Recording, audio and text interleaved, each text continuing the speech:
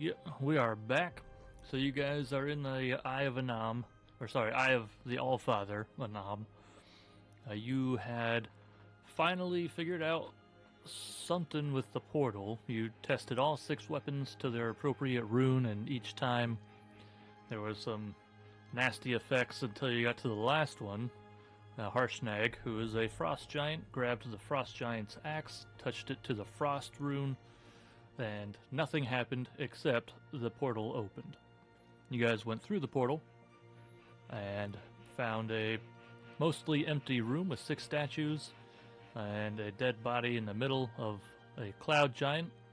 As you approached it, a ghost popped up, said he was Igaron, said he was killed by his father Blagathkis.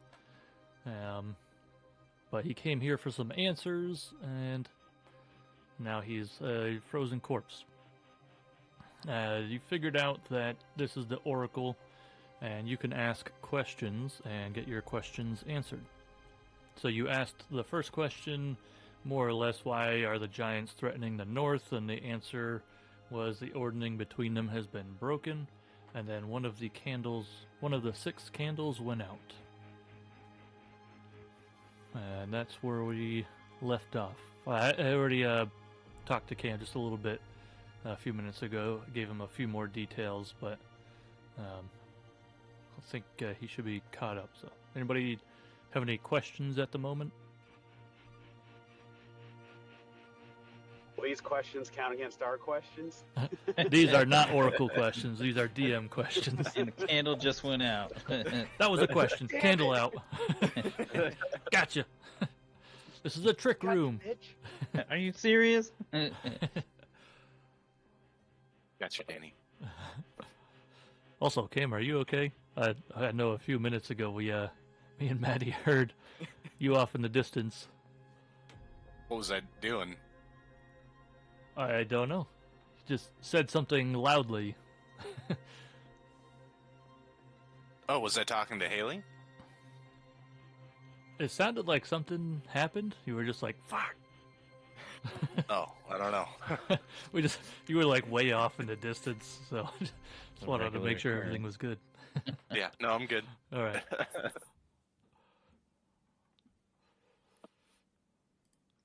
So yeah, we decided to hold off because we apparently only get a few questions, and thought you might be a good person to participate in that, Cam. Yeah. Okay, so just brainstorming here. This is a question not of the Oracle, but for the group. So the objective here, right? Is this just to find some answers, or to lead us in a new direction, or so kind of the previous giant puzzle? Do we think this portal is meant to be the conclusion of that puzzle, or do we think it's just another part of it? So before you get into that discussion, I do just want to mention that Wabu is the one that read the inscription, the runes, and so it seems as though he's the one that has to ask the question in order for the Oracle to answer. With that, I guess I'll kind of say, as long as Wabu is not standing in the circle in the middle, the questions do not count. If Wabu decided that he wanted to participate in discussions, he could do it that way. I don't want you to waste any questions over something simple like that. Mm-hmm. Well, thank you.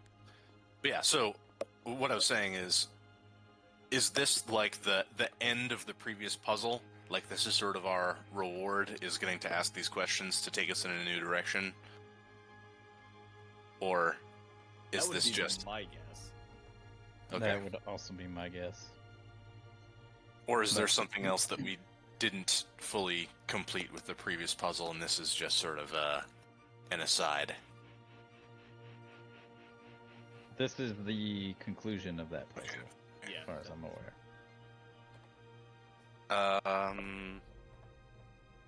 So we know that the ordning is broken. Yep. I have 2 potential questions. I was just looking back at my notes before we started. Let's hear him. Yeah. So Queen Neri was killed, and that seems to be kind of a big thing as to why giants might be pissed at humans. So maybe like asking who killed her or of what race, because they think the humans killed her. Could be one. And another one would be the pieces of Vonendad, if what they're being gathered for, potentially.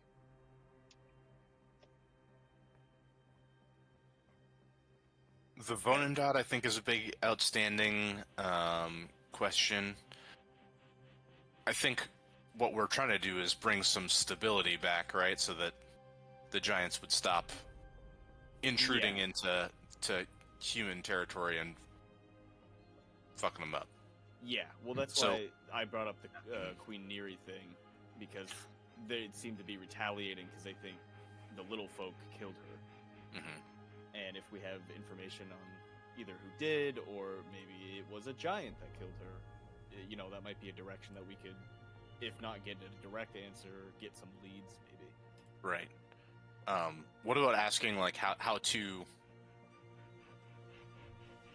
restore the ordning, if that makes sense? yeah, that's I'm good with that. Yeah. Like we have 5 questions left, so we do have a little bit of room.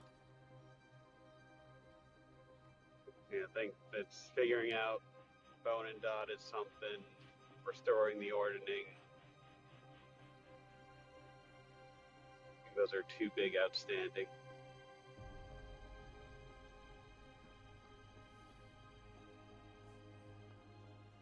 What do you think, Wabu? Yeah. Well, I'll be honest. I have terrible notes. And my memory's not great. So, yeah, those sound good. I don't have any in my notes.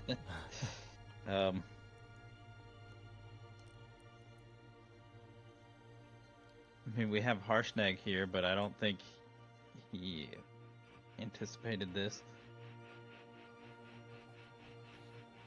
I don't know if he can provide much input. You might have some insight into the culture and all that. He was the contact for the professor, after all. True. Yeah, I'm just looking over my notes real quick to see if there's anything that I did put, but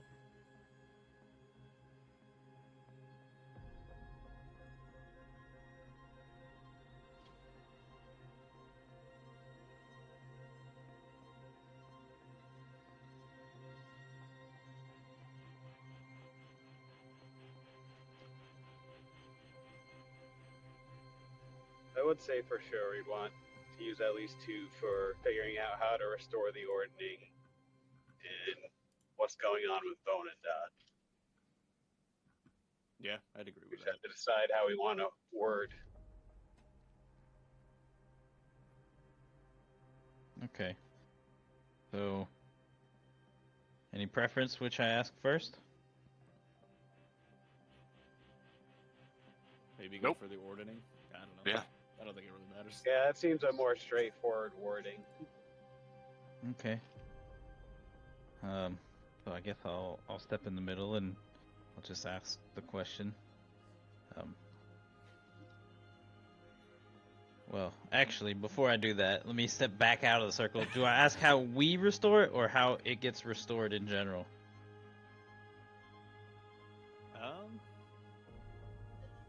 I'd probably say in general, because there's a possibility that it's something that can only be restored through means of giants.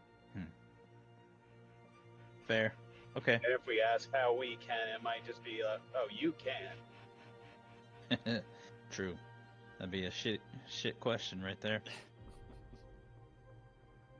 Alright, so I'll walk back in there and I'll ask on his riding light ass.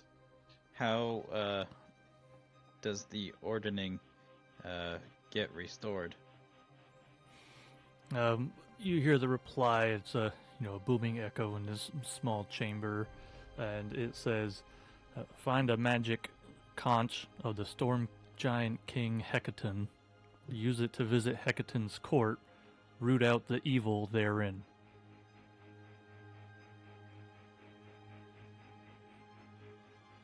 Got our MacGuffin. All right. Can you? This is not Wabu. This is me. Can you repeat that? Find a magic conch of the storm giant Hecaton. Use it to visit Hecaton's court. Root out the evil therein.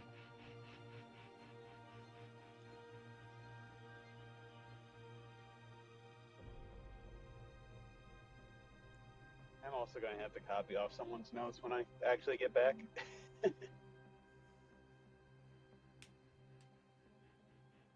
Not mine. You'll. Well, I mean, I can give you my notes, but it'll be like 3 lines. Find the magic conch of Hecaton. Root out the evil. Visit the court of Hecaton. Yeah, visit the court of Hecaton. All right. I will And root out remove the- myself from the circle. Alright. And before I ask the next question, is everyone satisfied with the information they got there? Yeah, well, I think we need to figure out how to get a magic conch of Hecaton. I think Oh, that okay, question kind of, just naturally led us leads to- to the next burner. yeah. Mhm. Okay. It's a trap. You needed all 6 answers to get to it. Shit. I want more questions. I'll step in the circle and say,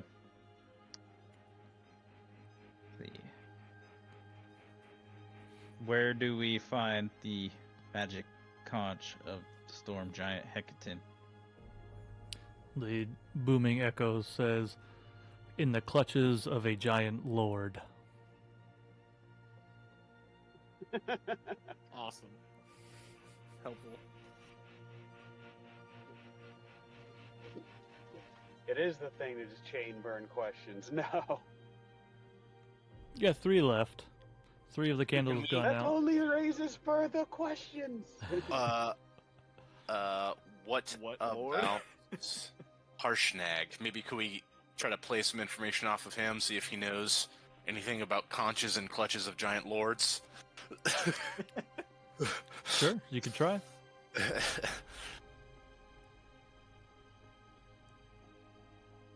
What would you like to know about them? I'm not sure I have too many answers, but Are there many giant lords who might be in possession of a conch? well, there's the giant lords of each of the types of giants, the frost and fire and so on. So I would assume that those are what they are talking about, or who they are talking about. So does each sect of giant have just one lord, or are there many lords in each faction?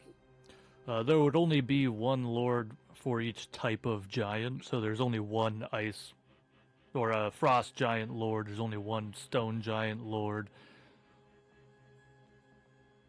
There would be the 6 statues you see in this room. For the storm, cloud, frost, hill, stone, and fire. They would each have the 6 giant lords that you talk about. There are other giant races out there, but they are typically smaller races that don't have their own lord. Are there any particular factions that might be at odds with Hecaton that you are aware of? Well, I mean, it's natural in giant society that all giants covet the throne, the title the leading giant race, which the storm giants have held for a very long time. And so any one of the races would be vying for the power. I mean, that's what the ordning is. And when the ordning is broken, now each of the giant races is doing something to prove to Anam that they are the leading giant race and deserve to be placed atop the list. As it stands, the hill giants are at the bottom and the storm giants are at the top. So they're all looking to flip that order somehow. So the cryptic answer in the clutches of a giant lord makes me think that it could be an actual giant lord, or it could be like an effigy, like a statue, or a you know what I mean? Yeah. Like it might not actually be in possession of an actual giant lord, but like the statue of a previous one or something. yes, yeah. So we have three more questions. 3 more. Perhaps then with the name of the Lord, if it is a past one, but at least give us an idea of, what effigies to look for, or if it's a current one. Who to pursue? Yeah, maybe just what lord? What is the name of the Lord? Yeah, that. Who has his clutches on the magic conch? Okay, I'll ask him. I'll ask the oracle that. So the oracle's response is the 5 giant lords: Guh, the hill giant; Kyalithica, the storm giant; Zalto, the fire giant; Sansuri, the cloud giant; and Storvald, the frost giant, all have a conch to be summoned to Hecaton's court, should Hecaton desire to summon the giant lords.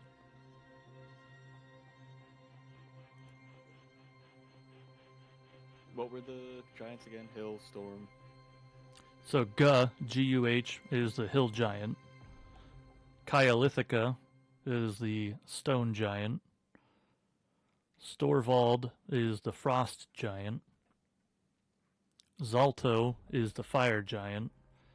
And Sansuri is the cloud giant.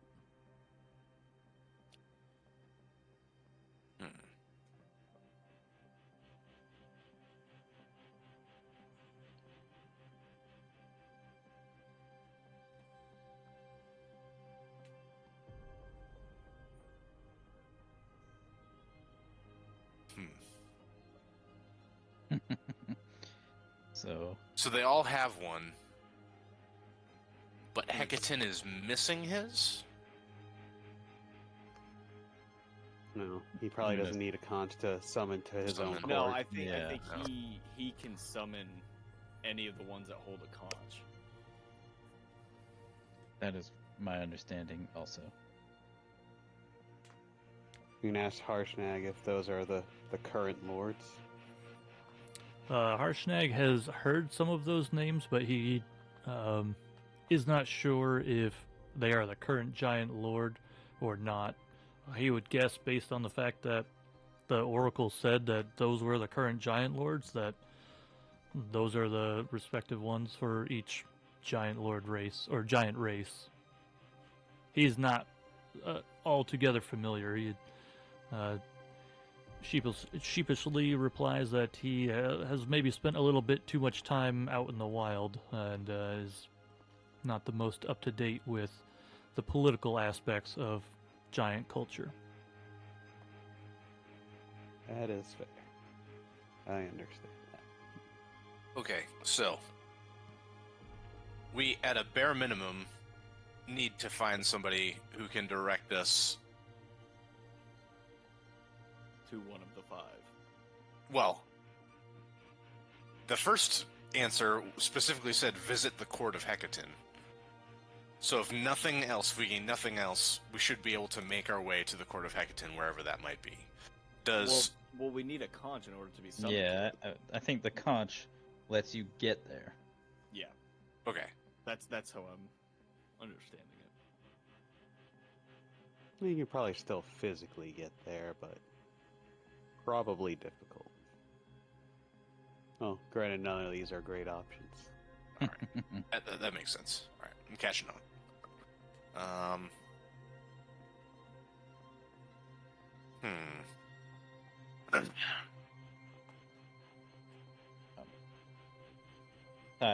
There's what, 2 candles left? 2 left.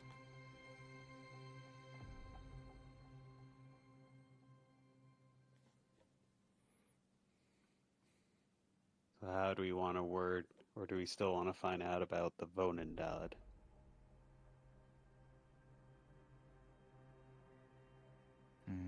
Why don't we see if we can use one question to get us to one of the giants who has a conch? And if we are satisfied with the answer, we ask about the Vonendad. If not, we ask a follow-up. Yeah, that makes sense. No, if we find a more in touch giant, though, we might also just be able to get to one of the lords. Especially maybe, perhaps, if we can get in contact with Zephyros again. A possibly more friendly lord. Well, that's what I was gonna ask. Of these 5, which would be most willing to entertain little folk? Like talking to them. What if we asked which giant would be... I don't want to phrase this. Like, Most which one would receptive? we... Yeah, would we have the best chance of utilizing their conch to visit Hecaton's court? Right, so then it's not just which giant maybe is easiest to find, but also which one gives us the best odds of getting us to our ultimate goal.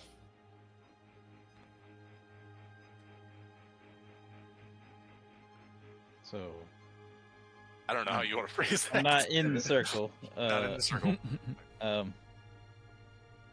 Which one of the giant lords would I think we can phrase be it most so we can willing? almost answer 2 in 1. Like, phrase it in a way of where do we find the giant most likely to receive little folk? Or something like that, because then we can get a location and we get the giant's name. It's a 2 in 1, but 1 question. Sure. If that makes sense. Yes, but my third question was where can we find the magic conch of Storm Giant Hecaton? And the answer was in the clutches of a giant lord. Which is technically true, but not what I'm really meant by that.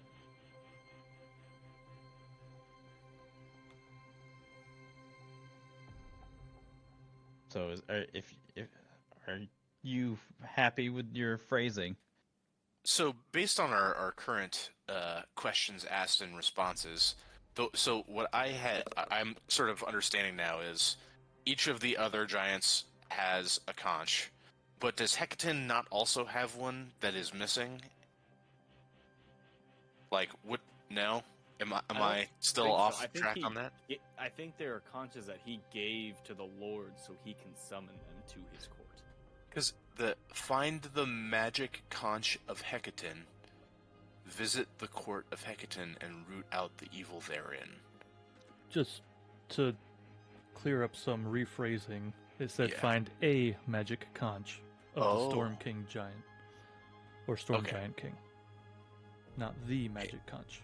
Find Like, okay. he gave out 5 magic conches to bind them. He has the one to rule them all. The one conch. It is a perfect spiral.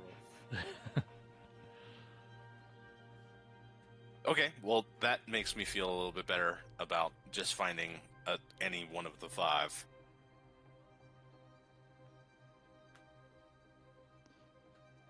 So, back to the question at hand.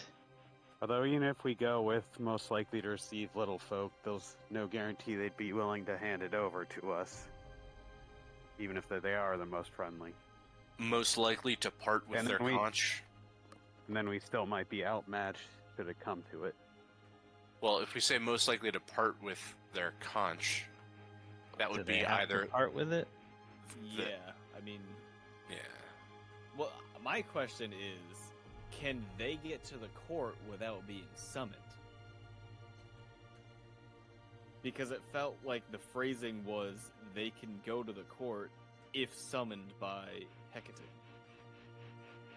So does Hecate have to summon them to the court in order for them to actually go there? So I'll refer to that same question. A magic conch. The answer also said, use it to visit Hecaton's court. Okay, okay.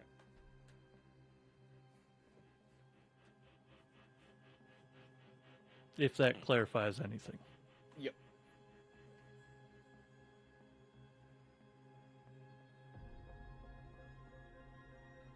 And the Crypt Keeper over here giving us hints. Just reminding you what the answer was. Because I doubt anybody wrote it down word for word. Yeah, definitely not. I got like the first Fast. half. I kind of did I a was in the summary. vehicle at the time. Yeah. I remembered the word therein. Yeah. Yeah. You distract him with the fancy words. Roots. Yeah, I mean, I'm good for whatever.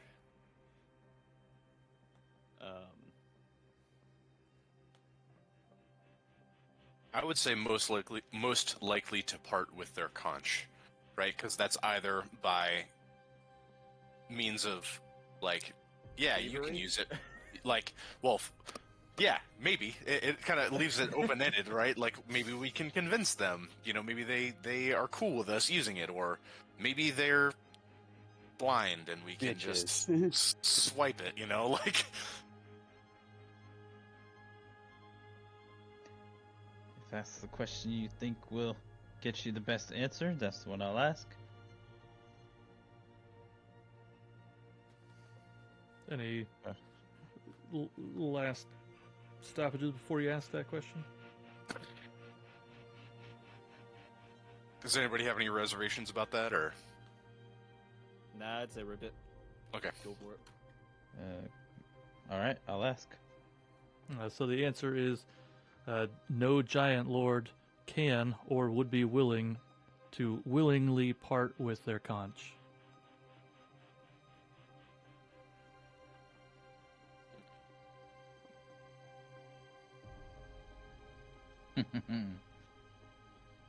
So it's thievery or a beating, then? Against giants. Yeah. Well, it's magic. Maybe not something they can give away. Well, it said can or would willingly, which makes it seem like it's bound to them in some way.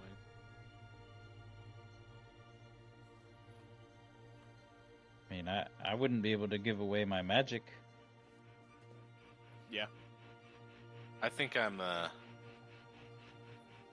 leaning towards the question for our final one. Which one is the biggest bitch? Like,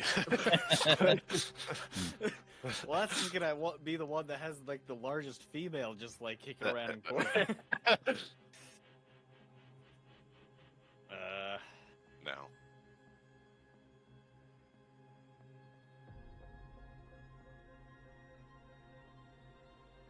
We could also ask for the location of the nearest giant lord.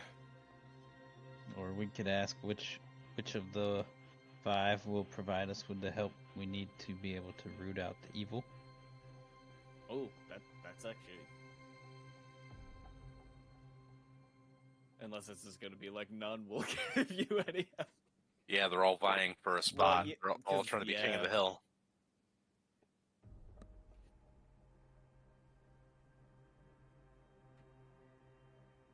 Well, I mean, there's no reason why we can't help one of them be king of the hill. One of them has to be. Yeah, that's true. Yeah, I mean, I'm good with that question.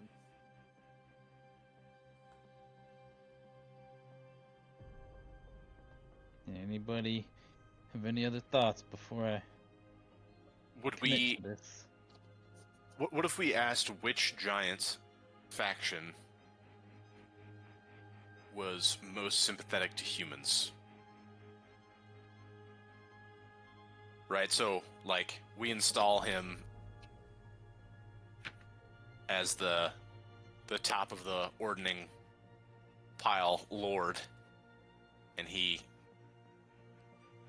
you know, doesn't lead incursions into the human population of Faerun. Harshnag will actually pipe up on that, and he says, from what I remember, the Storm Giants were the most favorable towards the little folk, which is why Queen Neri would always visit the little folk. And none of the other ones are very friendly towards little folk. They all look down on them. So we need to keep Hecaton as the main guy. It seems like he is the best one for the little folk.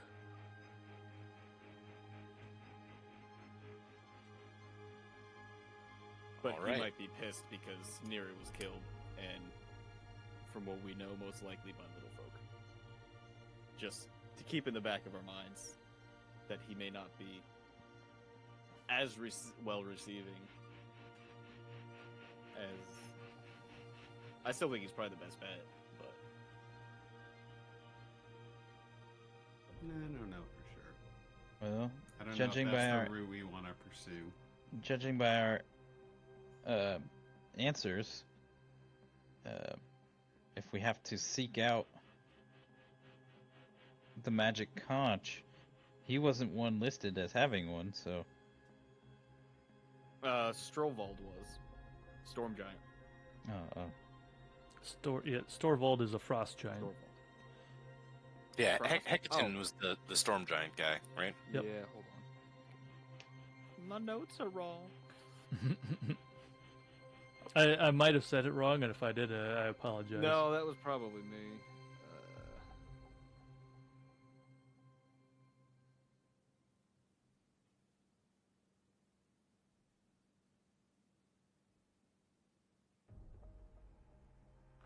Can I get all those lord names now that I have Notepad? So there's Ga, hill giant lord. Kyolithica, stone giant. Storvald, the frost giant. Zalto, the fire giant. And Sansuri, the cloud giant.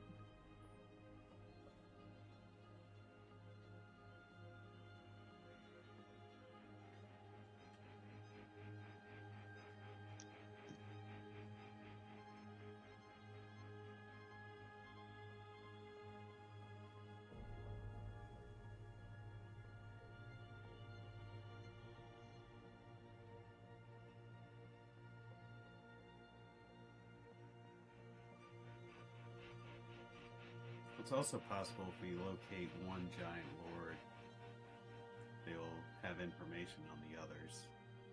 Whether or not we work to assist them or sabotage.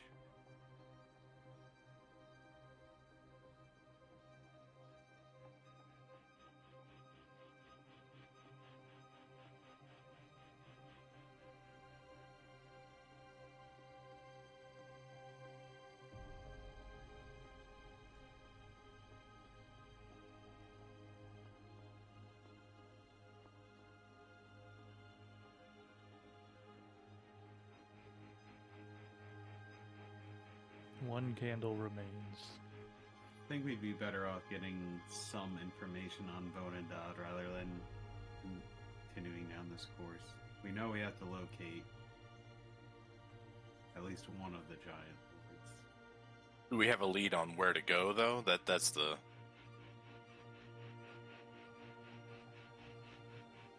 Like, if we were to pack up and leave right now with the information that we have, where would we head to go find a conch? I mean, is it? I guess I can ask Harshnag. Is it common knowledge as to where, like, these giant lords reside, or like at least a direction of like the fire giants tend to, you know, be over in that area? I'm not really sure where most of the giants live. I think they try to keep themselves separate. That way, should there be any clashes between the giants, they don't necessarily know where every giant lives and can gang up on them, or whatever. So I think they. I don't know where any of them are, and I would think that it would probably be the same. There might be some that know where they are, but not me. Okay.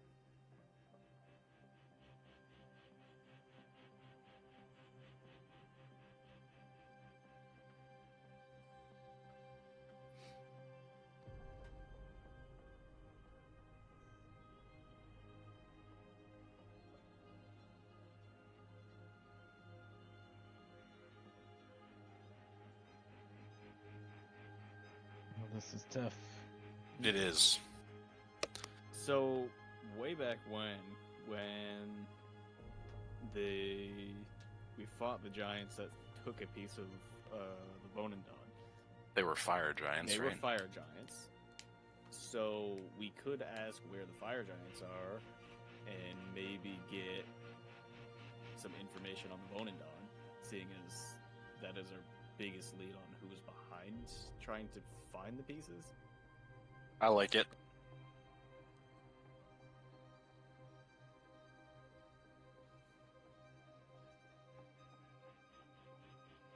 So you'd like to know the location of the fire giant lord?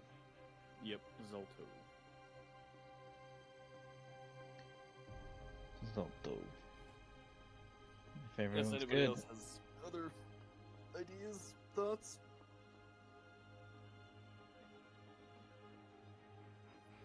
I'm content with that for sure. Okay. I'm also okay with that. Lowell?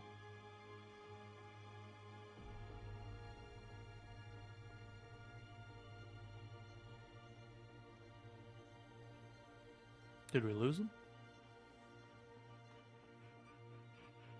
Ryan, you there? Hmm? Oh, there he is. He's still in the chat. Think. Yeah, that might be the best.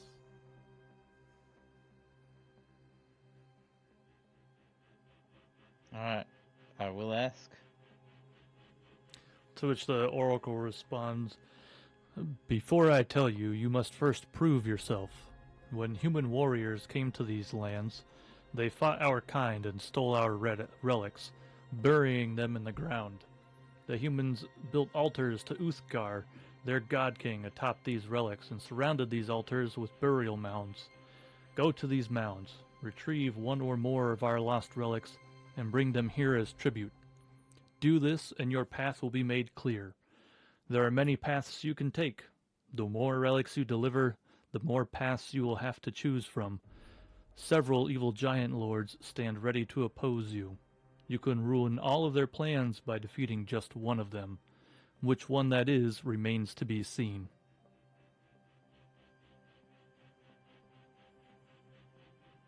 And with that, the last candle goes out. And MacGuffin before the MacGuffin. And All right, so we gotta go Harshnag find- has a kind of a moment. I know where these mounds are. I've been all around the north and have seen all of these mounds. I suppose we need some help, some guidance getting there. Yeah, please take us. Apparently, we need some giant relics buried by humans. Yes. I could draw a map. I think maybe we should exit this room before we perhaps get stuck in here. Then I can draw you a map. It'll take me a little while. All right, let's go ahead and exit. Maybe back through the portal into our... Oh, I'm stuck. Let me move you one at a time, because otherwise... The timer's gone out. We're stuck in here. End of campaign. All right, make new characters. See you next time. All right. So you get out and Harshnag says, "Does anybody have some paper I can write on?" I got some parchment, I think. Yeah, I got parchment. And of course, they didn't add a map for this in the game, it looks like.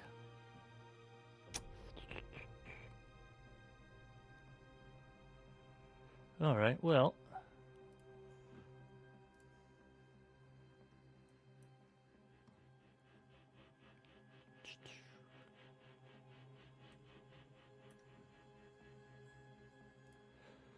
I guess, give me 1 second, because now I have to do a thing. That's just like a freaking Faerun map. That would actually be really handy. What was that? I don't know if like total maps of the North are like a common thing that a wanderer would have. You have a pretty good map of the North. Perhaps just get that marked up. Yeah, you know what? I can actually just probably do that. So, you have your map, and Harshnag points out. Worst case, you can just take a JPEG of Faerun and, do some MS Paint action. I could always throw shit into Photoshop, too. Do that easily.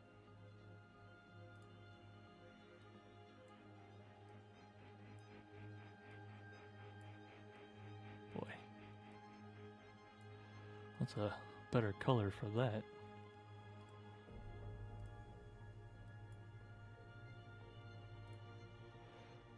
Alright.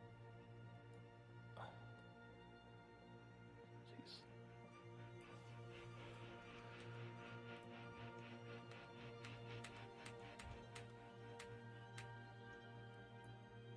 Oops. Don't do that. Can I do it this way now? Yeah, okay. Alright. So we have... I think that was one of them, yeah. So as he's pointing them out, he's listing them off. Says, so we have the Great Worm Cavern, that's up here in the spine of the world. We've got the Shining White, that's about halfway down to Tribor. We have Raven Rock, that's also in the spine of the world, but way off to the west over towards Bryn Shander. We've got Morgar's Mound, that's to the southwest towards Gontal Grim. We have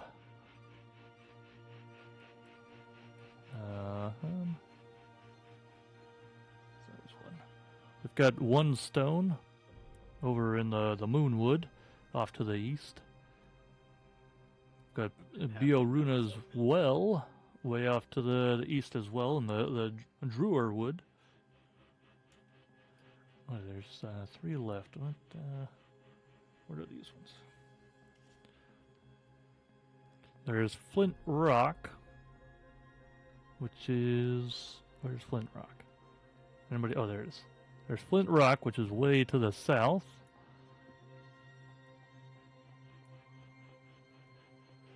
There's the Grandfather Tree.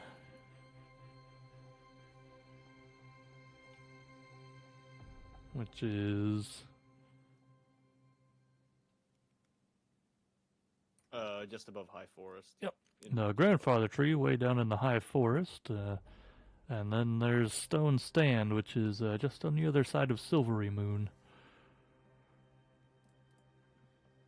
Let me know when you're done, and I'm gonna snip this. Yeah. Yep. I mean, so those marks I can just leave on there. So. Oh, okay. But yeah, if you want, you can go to the map and take a look. They've all been labeled out there.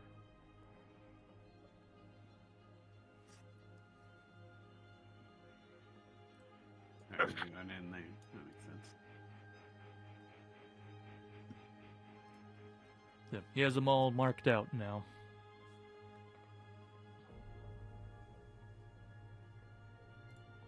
I have a very crazy dog, seeing as how I just got home.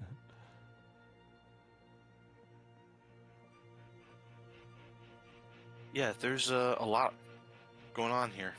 Mhm.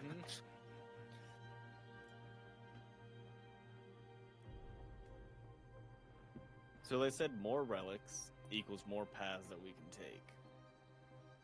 But we need one to prove our worth. So let's start with one, see what we get, and maybe we go back for more.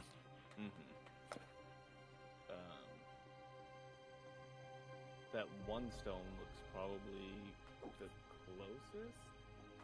So, The Great Yeah. Worm.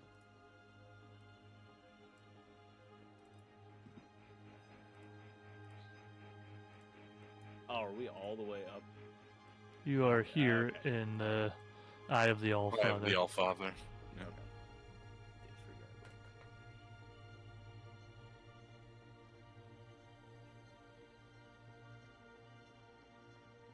Yeah, the Great Worm Cavern is probably the closest.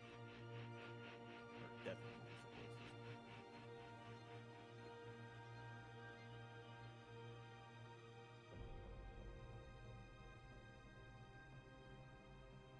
I wonder what might be there.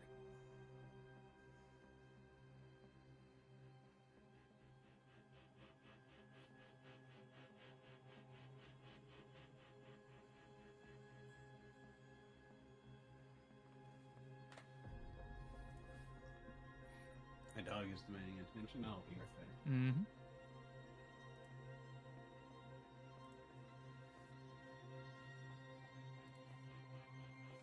So do you think Great Worm Cavern? That would definitely be the easiest. Mm-hmm. Travel-wise, I suppose. Great Worm concerns me. Yeah, you know. You do recall that the tribal people that you met in the Eyefather were of the Great Worm tribe. Oh, and we have the medallion, correct?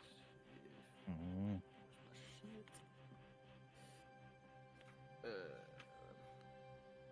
Yep. They gave us an amulet.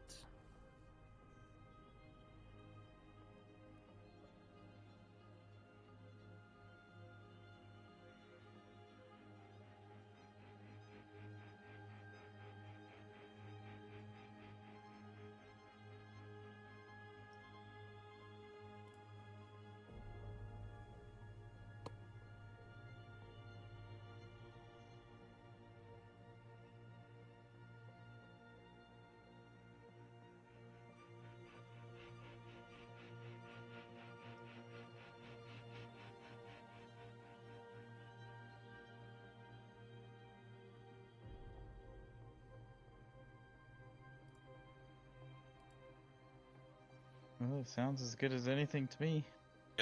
Yeah.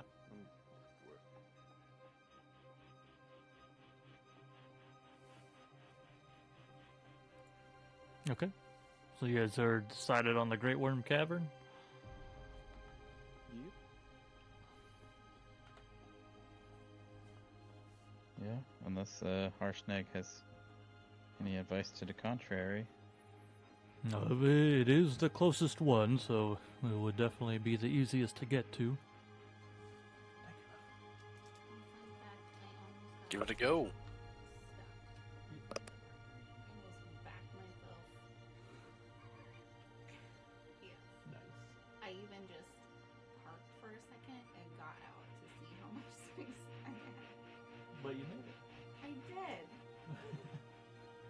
Hi, I Heidi. really liked it, and then I thought if it really, like, if really bad came to worse, I was gonna have to go inside and be like, Who has this car? Please can move it. someone please drive this truck for me out of the parking spot? Cam says hi, by the way. Hi. But you didn't need anybody, and you made it. No, I'm a strong, independent lady. I don't need no man when I get myself in stupid. Stuck places. Thank you, though. Such a loser, Bug. I No, really you're get it fine. together. Alright, well, I get my dinner, so we'll take just a little breather here. I'm gonna eat some real quick. Alright. I think Ryan's still out doing stuff with his dog, or I don't know if he's back. Sounds like he's still out, so.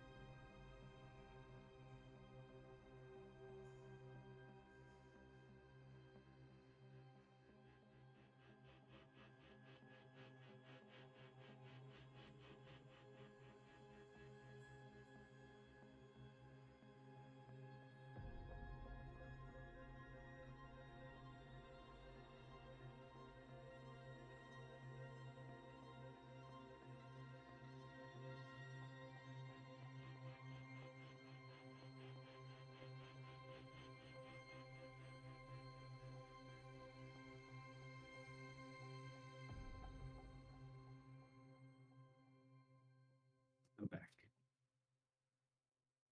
Probably come early. Because he's going to keep going insane. That's okay, we're just taking a short break.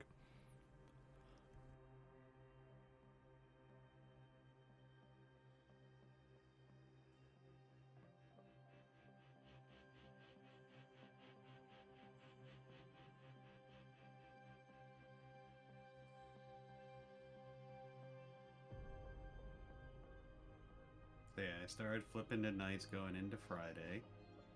I got called on Friday and had to do 12-hour days yesterday and today.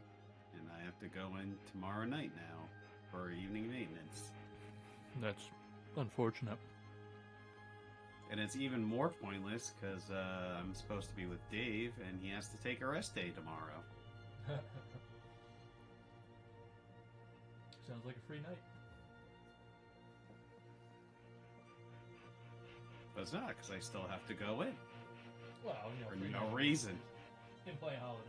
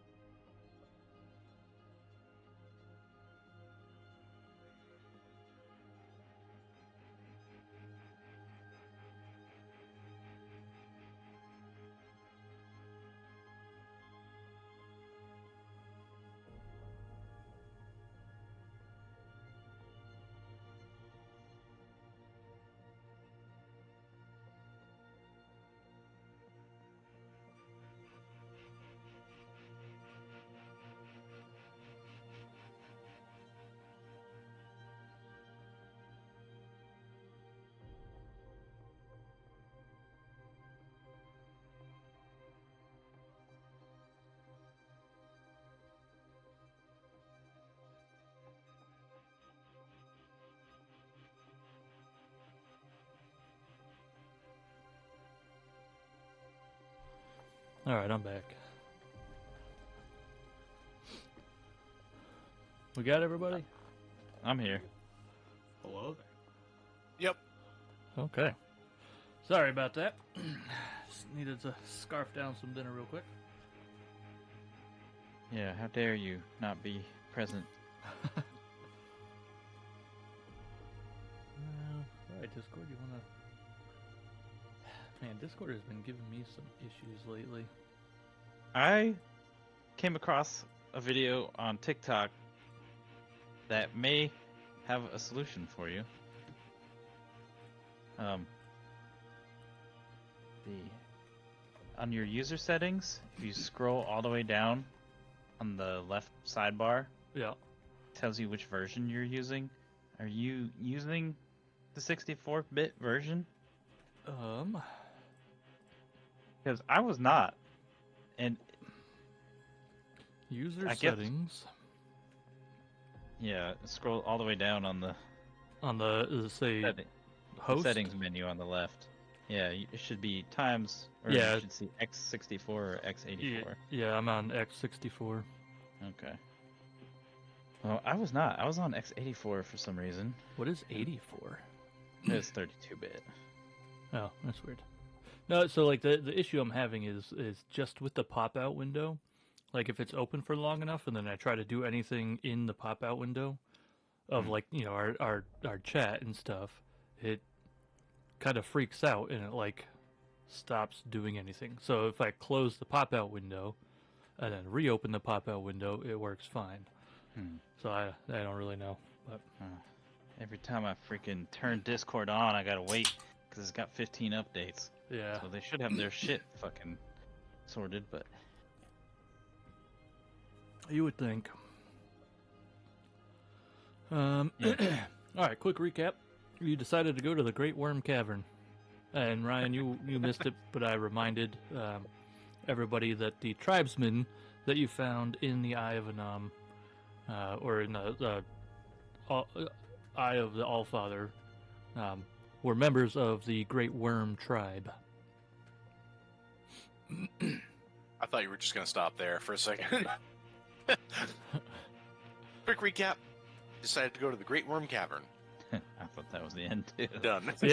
Yeah. Ryan had stepped away when I gave you guys that yeah. reminder, so figured he should have it too. Just to be fair, you know.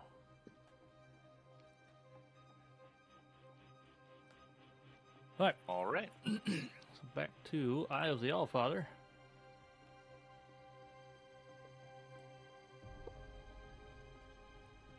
That's right. We still gotta get out.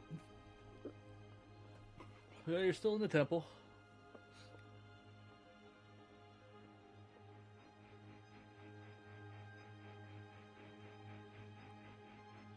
Did we ever All right. open the main door? Yeah, we did. Because that's where the tribe people left, I believe. Yeah, so you had gone around the side and seen them, and then Harshnag had opened the main doors for you. Or unfrozen and smashed through, or whatever he did.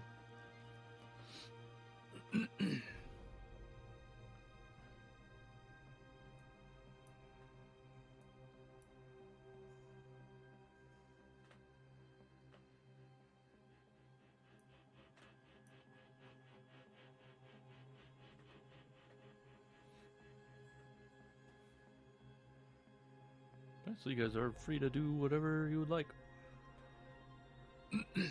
Is there anything else that we feel we need to do in Eye of the Allfather? I don't think so. I mean, I feel like we kind of went through everything pretty thoroughly. Okay. And can we leave through the main door, even though we didn't come that way because it was the blocked passage, right? We should be good. I think we removed it. Yeah, I think we can walk out. Oh, you know what? I forgot something while you guys were in the altar. I had missed this the first time. I think Ravo had done a perception check in there, and on the body, you had seen that it was wearing a a large piece of armor, and in its hand it had clutched a small opal. And if you had asked Igaron about it, he had said, I'm dead. You can do what you want with it. Okay, We snag that. absolutely grab that. So you're taking just the opal. And you said there's a Take the piece whole of- body. Well, he's a giant, isn't he? If you Is would like that my be a problem? armor, it does resize to fit whoever wears it. It is heavy armor, though. Hmm. Well, that ain't good for me. So Oh, we know where that's willing- going. Yeah. Willing Yeah. to willing Right, to there you bet go. that it doesn't fit a turtle. I'll go ahead and step up and can I investigate the armor to see what it is? But it looks like a breastplate. Okay. Can I remove it? It takes a little bit of effort. You know, the body is pretty well frozen into the ground, but you know, through the help of Harshnag, you do adjust the body and unclip the piece, and now you have a giant's armor kind of in front of you. Can I attempt? You said it was resizable. Igaron had mentioned that it would resize to fit whoever puts it on.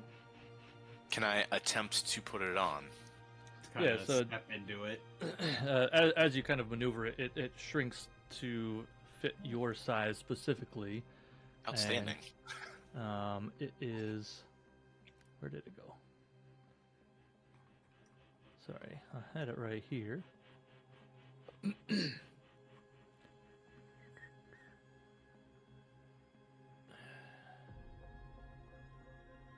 It's a +2 breastplate, so you can add that to your inventory. Now, understand that you have the chainmail on from the other guy. Drizzt. So, yeah, Drizzt. So obviously you can't have both on at the same time. Correct. But which is more better? I am +2 breastplate. I'm gonna have to honestly look that up. You guys can keep going while I Yeah, it's just a breastplate You're that running. gives you +2 to its AC, AC. based Okay. on its normal AC for a breastplate. And who was gonna grab the opal? I grabbed it just Okay. because I was the one that saw it. You can add an opal of the Ild rune to your inventory. So I'm gonna add this in D&D Beyond and just try to recreate it in. Once you add it, I can just update your character in Foundry, and it'll Foundry, be in your inventory. ILD, ILD. Ild rune, yep.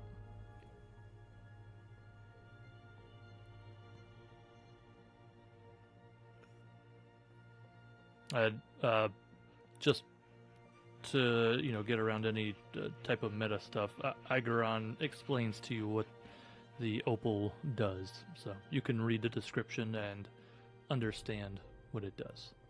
Okay.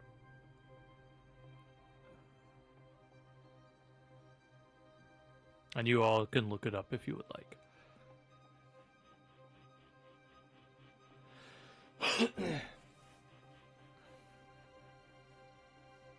Said breastplate +2.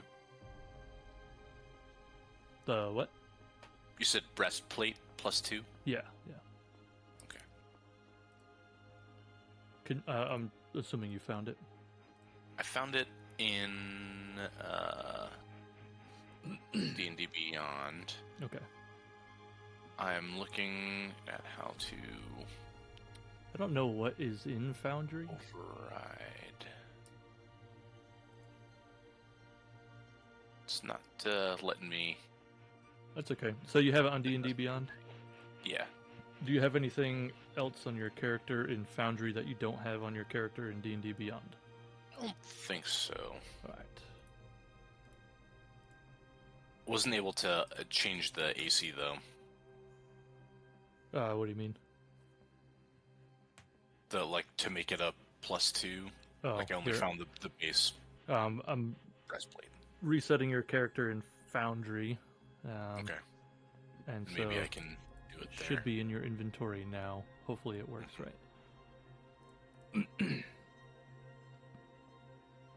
That. I see a breastplate. It's there. I cannot change its AC. though. Says breastplate +2. I just added the Oh, +2. you did. Okay. It's fine. I can whenever I equip it, I can just manually hand jam the AC +2. Yeah, it'd be 16 plus a dex modifier, max 2. And no disadvantage on stealth. Yeah. It seems crazy that like these runes are so good, and then like if you actually put them on a weapon or armor, they become like a fraction as good. Yeah, I think the idea is it takes up an attunement slot. So if you have too many things, then you wouldn't be able to use them all. Alright, there's got to be a thing for that. There it is. Armor class bonus. Add effect value to submit changes. Let's see if this works.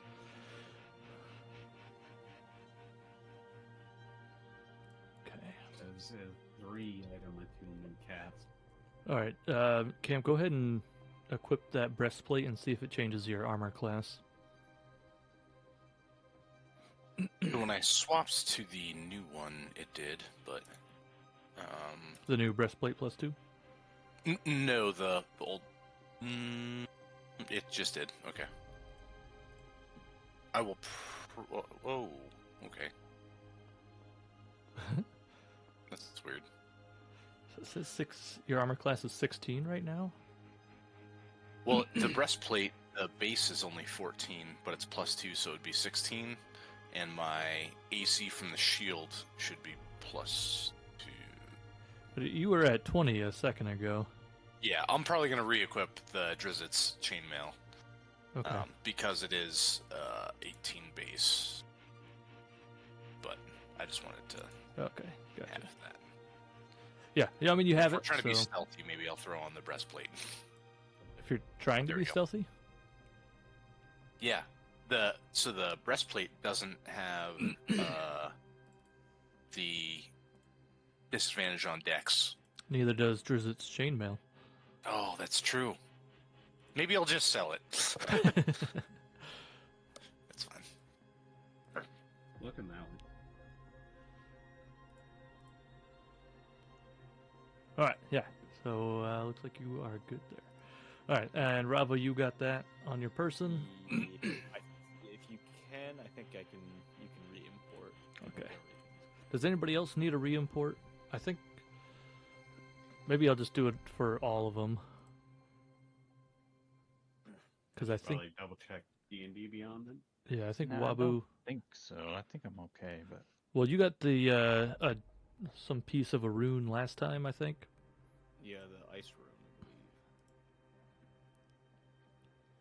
I believe. I think it should be in your D&D Beyond.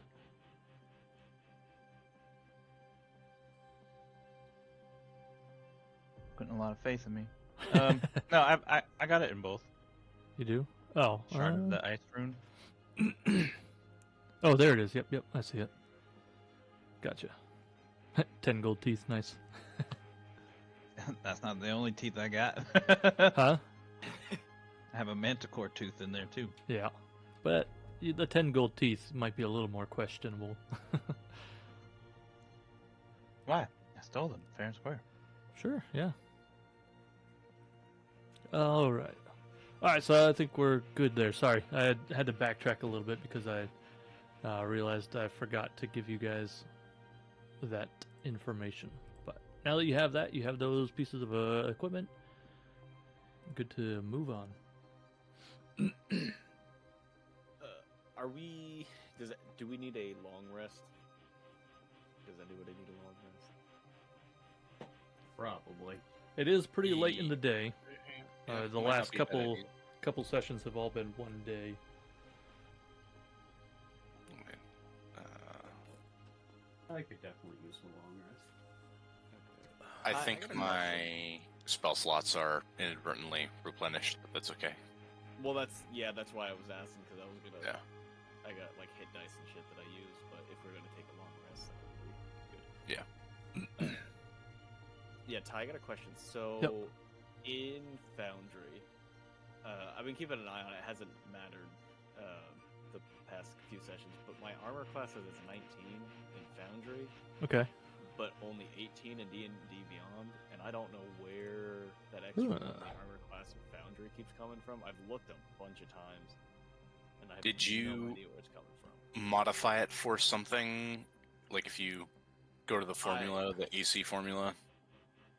Because, like, I have mine So you have adjusted. 11 from leather, 4 for dexterity, 3 for your shield plus 1, 1 for your shield plus 1.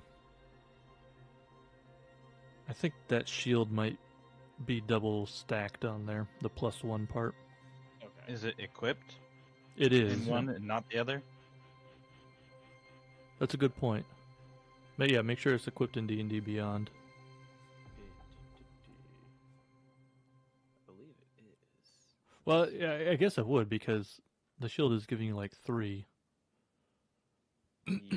Yeah, because on D&D Beyond, if I click my armor class, it has it there. It's my Hmm. armor, plus 4 for dex, and then plus 3 for my shield. Like I said, it hasn't mattered. I've been keeping an eye on... Well, that says plus 3 for your shield. I think it's double adding them, so I think it shows 2 base. The shield should be plus 2 normally, right? Yes. But I have a plus 1 shield. Right. So it's plus So, 3. yeah, the So armor it's class... doing- It's I doing have- 3 and then plus 1. Right. The armor Double. class in Foundry is giving you 3 from your shield plus 1, and then 1 from your shield plus 1 AC DAE. Okay. It probably means that we edited it or something. Okay. I don't know. I'm being assaulted again. Yeah. Oh, that's how that works. Okay. Yeah, so I'm just going to take that off. Okay. And now you're down to 18, so Perfect. there we Like go. I said, I've been keeping an eye on it just to make Yeah, sure. yeah. But I haven't had anything that was... No, you it's know, good catch. 19, but- So they had added, I don't know if we did it or if you or if it was from whatever material, but they had added plus 1 as a bonus to the shield when the shield already had already 3 plus- AC okay. calculated. So Weird. Okay, that was all. Not a huge thing, just for... I wanted to make sure I wasn't missing something. Yeah, on no, the you're DVR. good. I was like, what the hell? yeah, I think that's all caught up. Okay, thank you. All right, we lost Ryan again.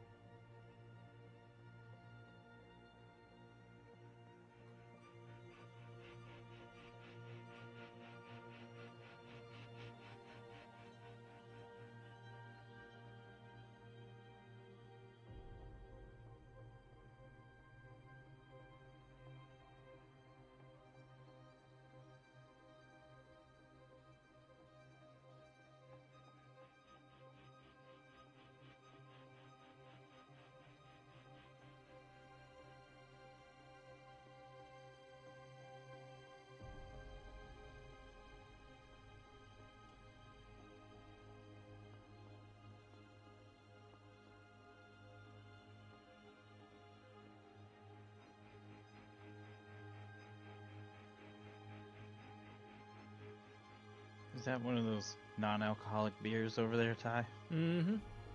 Hoppy? Yeah, the happy refreshers. Those are great. Yeah.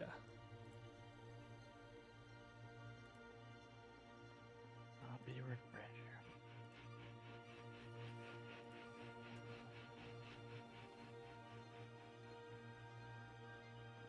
Ah, yes.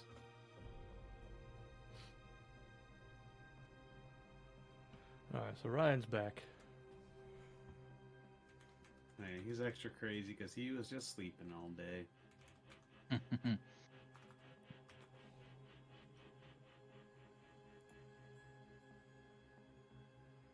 So you guys are free to do what you would like at this time. So long rest and maybe start the trek in the morning.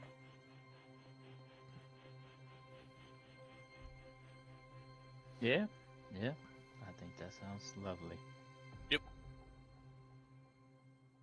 All right. Now you can all take your long rest. Harshnag included.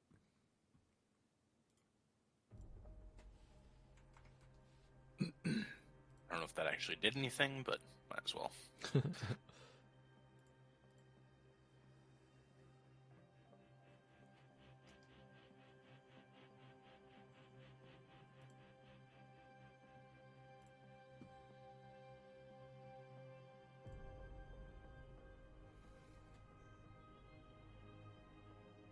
Alright, I'm good to go. Okay. It is well.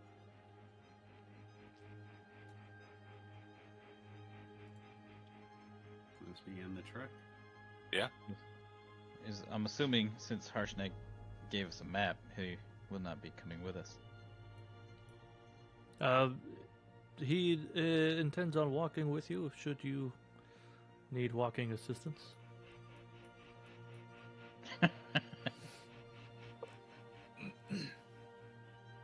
Let's go. And take the company, sure.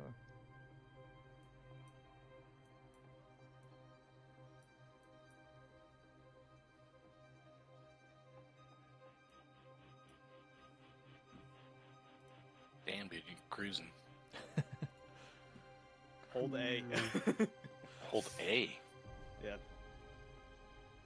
I'm using WASD to move. So you guys, get back out to the.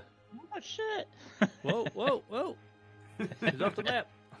Wabu's gone, and Wabu died. So make a new character. All right, name's gonna be Gorb. He's gonna be named Bawu. No, Gorb.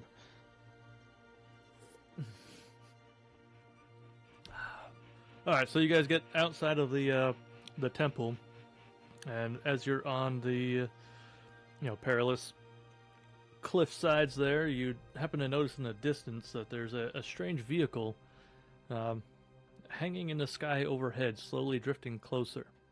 It looks like a small ship with sleigh runners held aloft by a giant red balloon.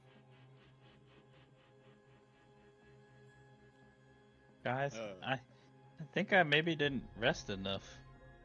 You see that thingy over there, or is that just me? That is something. Can I, how far is it? Is it, quite a distance away? It is not too far away, but it is, coming in.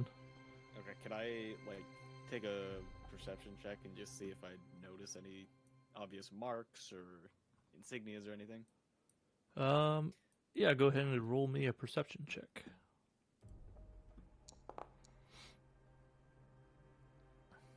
Extra perceptive. Yeah. So you do see some symbols on the side. And if you want to give me a history check, you can. Or you can describe them to other people. Yeah, I'll just describe them, kind of as them. Okay. Does anybody actually have history?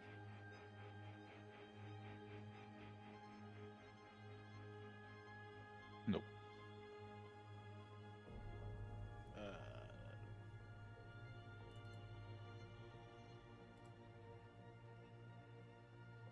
Or I guess if the description, if anyone recognizes the language, if any. There's no language, just a symbol on the side. Symbol.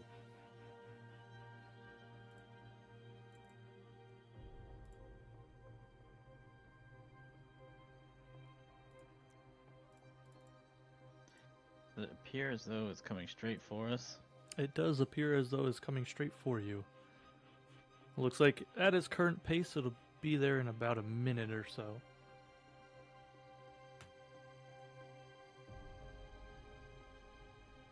Interesting. What are the odds that be Zephyros? It does not Well- look like his castle.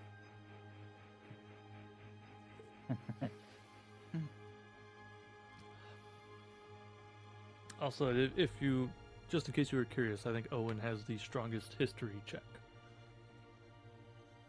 But I would give Lowell advantage on this check. On a history check. Alright, I'll send it. Do it.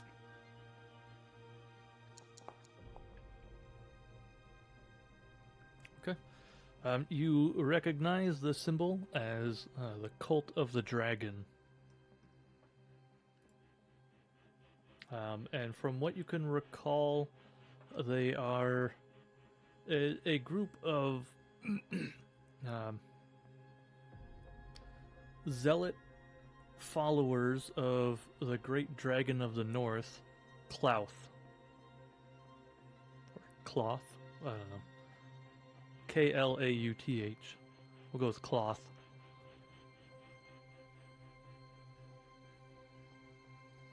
Klauth sounds like Klaus, but Yeah. like with a little bit Klauth. of a lisp. Or maybe that's what it is. Maybe the dragon's got a lisp. Don't make fun of him. I think it's front teeth. Do I know anything from stories what type of dragon Clouth is? You know that Clouth is... One second.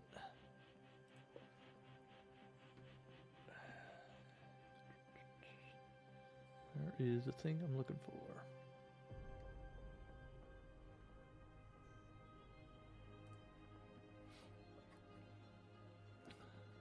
I need this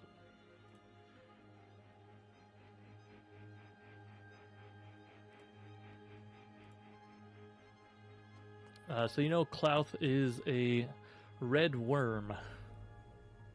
And that's no good. is not the most friendly to people, but has been known to be an ally when it suits him.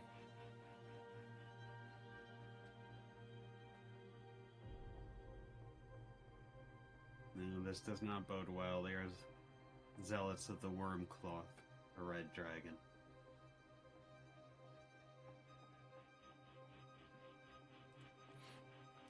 So as the ship approaches, it's more or less right over you now. You notice two long rope ladders tossed over the side, and you see a couple robed figures up on the deck. They look down and they beckon upwards. They don't Let's make do it any other live. moves. Let's go up and talk to these folks here. Can we just send Ravo? Sure, yeah, no, what the hell, I'll go. Ravo the sacrifice. I think Ravo has the best chance of getting away if something goes That wrong. is true. That is true. Blessing of the Raven Queen, just zip out of there. Yeah. The ladders were 50 foot long, just so you know. That's okay, I'll catch you. I can fall for a bit. Yeah, I'll How, catch you, man. actually, Don't how worry. does that work? Do if like I'm falling and I teleport like on the ground, do I maintain like, Velocity. my velocity after, or does I it do not believe you reset? maintain your velocity. That's good to know. That's how I would play I that. I was gonna say, I think it'd be more you'd skip gaining for the distance. So So you, the way I take it is you disappear from your current location and you materialize in a different location.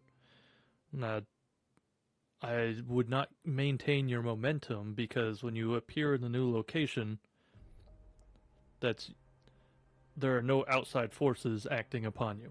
Now, if you teleported and you were still in the air, you would begin to fall again. Yeah. Okay. That's good to know just for future. Yeah, I'll climb up, I guess. I don't know if anybody's following, but I'll climb. Right behind you. As you all I'll head go up, Harshnag says, I will await your return here.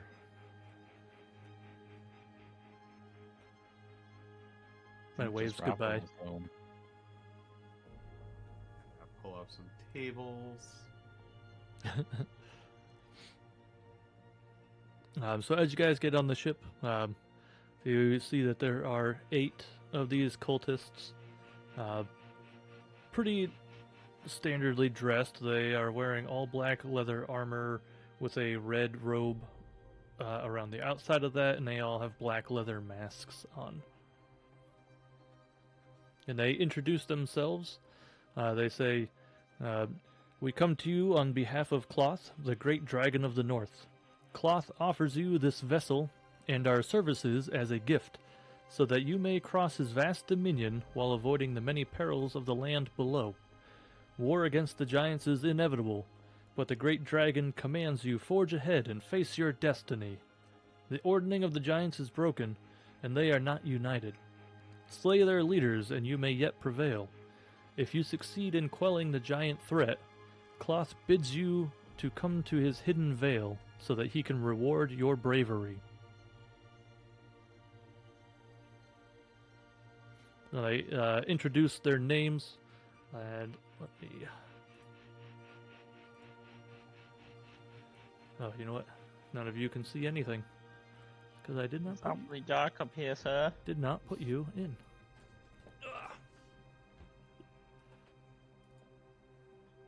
I knew I was forgetting something this afternoon. Give me 1 second. Just got to...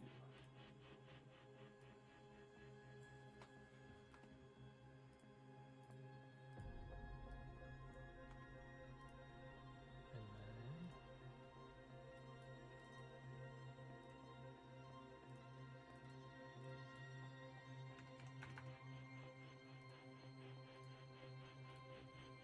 Voila! Should be able to see. Oh. Well, sort of. Oh, sorry. We're all on the outside of the ship. You're all dead. No. Only 50 feet.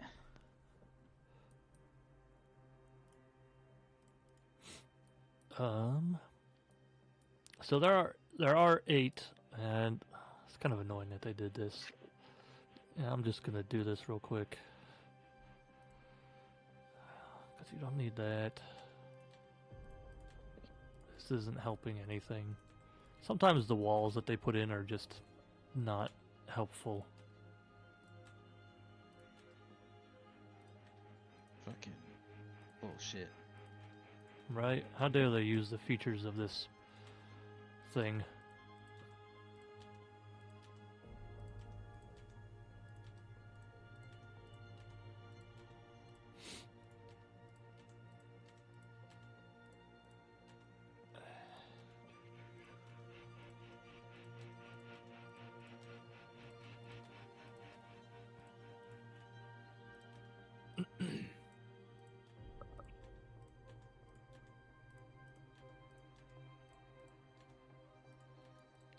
Trying to remember carrier weight rules for bullshit. Doing what? Trying to remember carry weight rules for planning bullshit. Oh. We're not playing like encumbrance or anything. Oh no, for a possible path off. Ah. There we go. Alright. Walls are gone. Oh, all right. So they bring you aboard, introduce themselves. They are Brassic, Laz, Delsophine, Oriscus, Nizroth, Perella, Tralt, and Zalthia. Sorry. Quite some names. Yeah. As they said, they are here on behalf of Cloth, and they are here to serve you and take you wherever you desire to go. Can we ask them? So it sounded like Cloth was pretty much like, "Get the fuck out of here." From that introduction. So Cloth understands that the giants are basically in turmoil right now, and he is giving you assistance to help you stay out of danger. And from what the cultists can tell you, they so this is what the cultists know. The ordning dictated the hierarchy of giant society, but the giant gods have apparently dissolved it, which you guys already knew. You can go back and forth with them on that, give them information. And before the ordning's dissolution, storm giants were at the top of it, hill giants were at the bottom.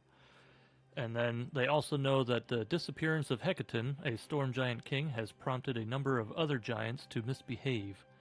These giants' efforts to rise up to the top of a new ordning does not bode well for the budding empires of the north.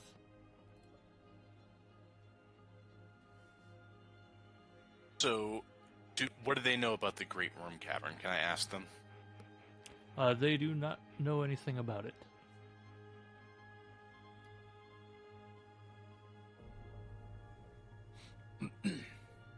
But they could take us there. You have your map. You can tell them where to go. I think I've had my fill of flying machines. I think I prefer the ground.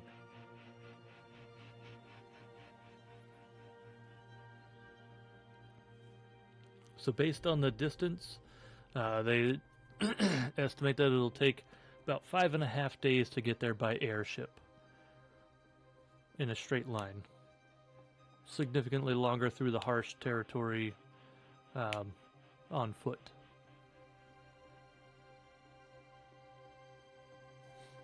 Can I just get Is there an insight anywhere check? where we can not be in earshot to discuss? Oh yeah, so Ravo, you can go ahead and give me your insight check, and then you guys you can say to them, "Can you give us a moment to discuss?" And Yeah. Sure. So Ravo, as far as you can tell, they are being genuine. Okay. They are here to offer you assistance. Do I also send an insight? Why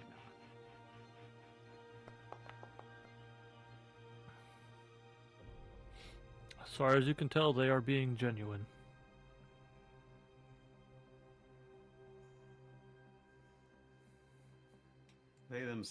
And we'll just take a moment to discuss. They themselves may be genuine, but all they do is serve their worm master. So, he definitely stands to gain something out of it, which is why he may be staying to aid us, but that doesn't mean he'll be our ally to the end, or if we're just a means to his end.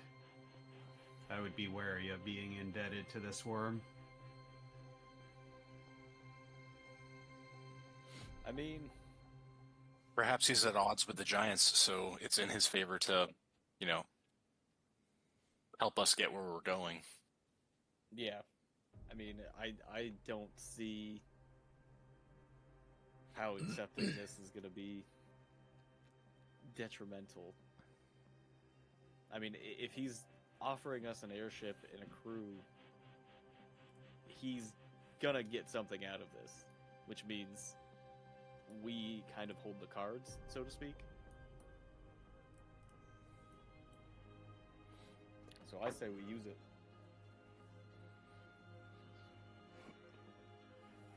For me, I got little legs.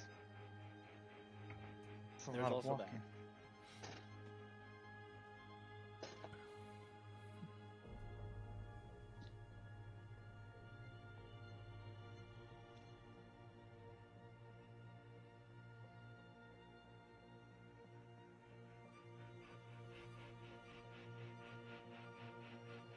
I'll just say, red worms do not typically have the interest of the people in their mind. It would just be a convenience. Well, yeah, but I mean, the ship is also a convenience for us. So,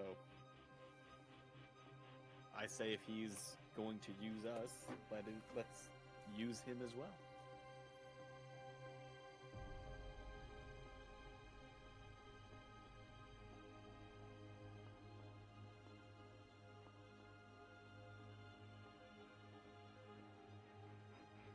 I'm assuming Harshnag can't get on this rather small ship. Mm-mm.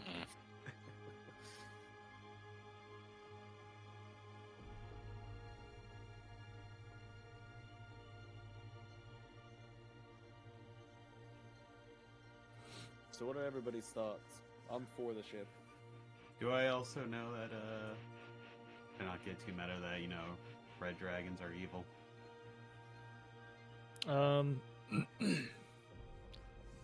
I guess I will say, based on your history check, that you know that a lot of red dragons are typically aligned with evil. Not all. And the best you can recall of Cloth is he has been known to fly multiple flags of allegiances, but not always to any particular end.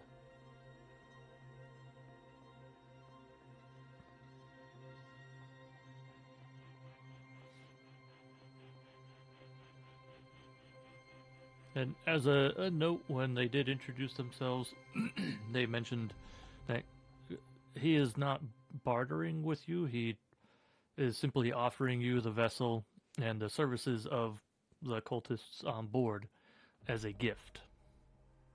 So it's yours. Whatever you want to do with it is up to you.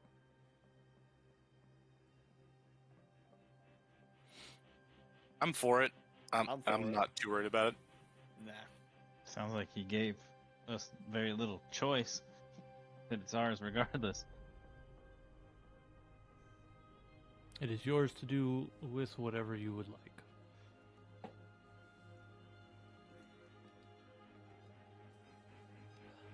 Well, it sounds like I am outspoken. Can you guys hear Graham at all in the background? No. No. No. Okay. You running around? Yeah. Nice. Having a good old time?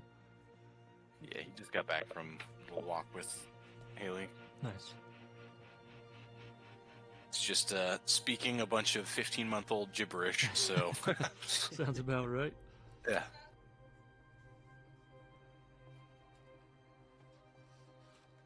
All right. Should we let Harshnag know that we will probably be parting ways and make our way to the great worm cavern? Sure. I'm gonna step away for just a minute. Yep.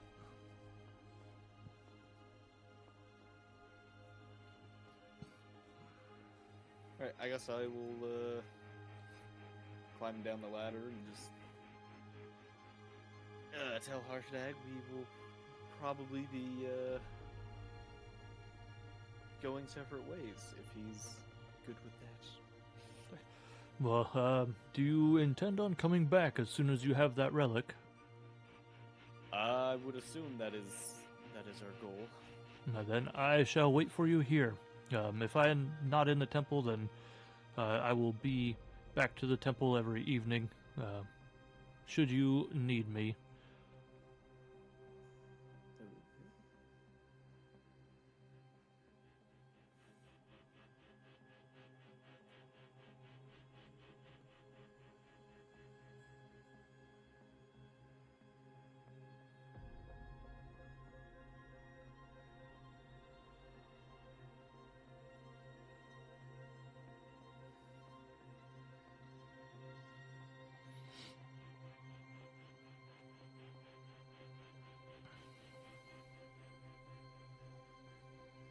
I will climb back up the ladder, and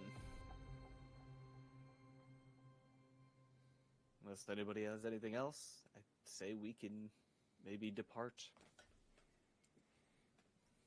I'm good. I'm ready. Let's go. Let's go. Okay. So up you go, with a little whoosh. As you kind of take a look around the ship, you notice that there, in the middle of the upper deck, there is a furnace that has a fire elemental in the middle of it, and it looks like that is what's providing the heat that goes up into the air balloon. And then also on this top deck, on the very front and the very rear, the rear upper deck, there is a ballista-looking machine. Looks like it has a bunch of bolts and some ropes near it.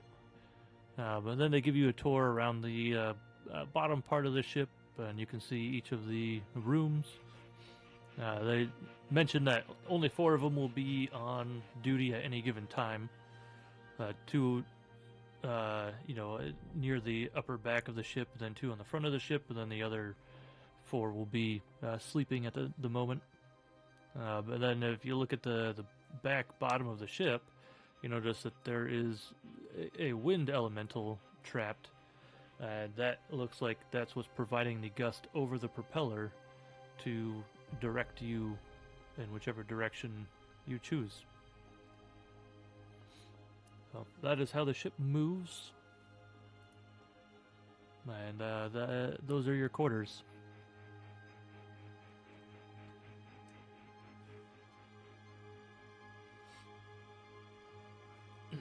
So, for your days of travel, which I said will be just, 5.5 days or so, who wants to roll first? What is going on? My sad druid ass keeps getting dragged on flying bullshit instead of traveling the land. So I guess you weren't here for this, Cam. The ship has 2 harpoons, one on the front, one on the back, on the top deck. There's also a furnace in the middle of the top deck with a fire elemental captured inside of it. That's what's providing the heat to keep the balloon elevated. And then down below decks, there's 4 rooms, and they mentioned that there's a wind elemental back there that pushes wind over the propeller. And at any given time, 4 of the cultists will be on duty. The other 4 will be sleeping, and then they'll just change out. Okay. So yeah, who wants to roll for day 1?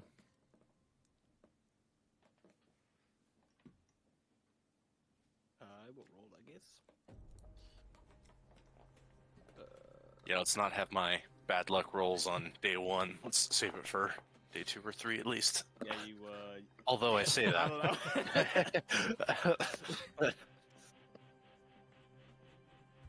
All right. So as you take off, you come up over the mountains, and you are heading in the direction that you know to travel. And it seems like there maybe was a storm kind of in the mountains recently. It's still providing some pretty heavy winds, and they happen to be blowing directly against you. So you're still able to make some pace, but you don't travel quite as fast.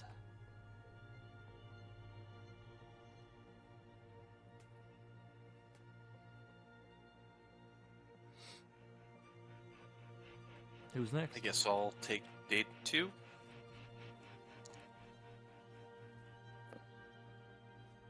It looks like the winds have cleared up, and it seems to be relatively still, kind of cloudy out there, but it doesn't seem to, be a major storm or anything. So you are able to make normal progress.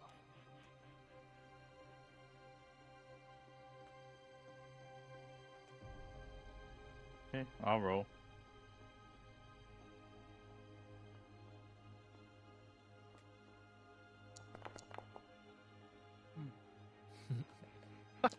Good God. Stuck in single digits. I need you to roll me a D20.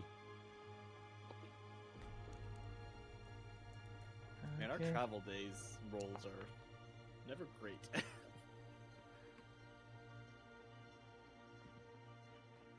Okay. It looks like the storm maybe wasn't quite done, and so it's a little bit gusty and impedes your travel some more.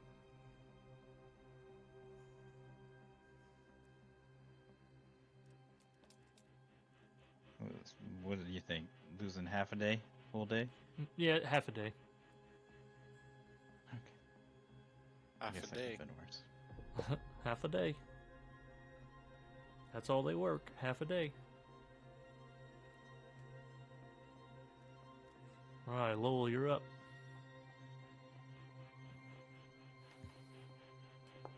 Time for another storm. Nope, it's still cloudy, but it looks like the storm can't really decide what it wants to do, and so today it is a non-blowing day, so you guys are able to make normal progress.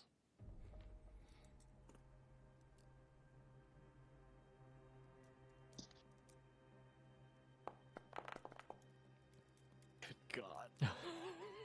Okay. Again, the storm's blowing back on you, and you know the storm really it's really weird. It's like coming in waves, and Almost like it's on the whim of a die. yeah, you lose half a day again. Yes, that's me. Oh my god. All right, I need you to roll me a d20. Roll initiative! Okay. All right. How much longer till I can fucking control weather, Jesus?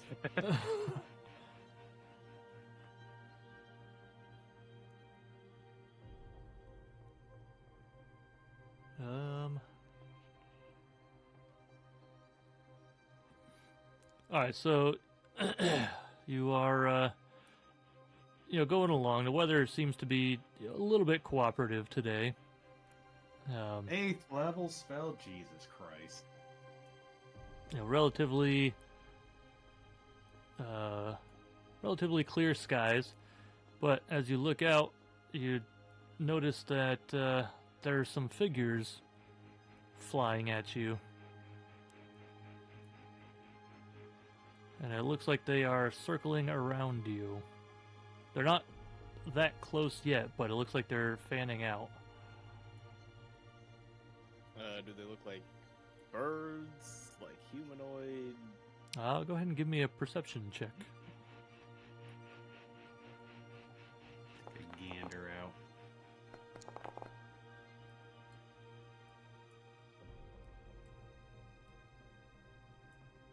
We perceive. So both of you perceive what look to be giant birds, and you kind of recognize them as giant vultures. And it looks like on the back there are some tribal guys that are from the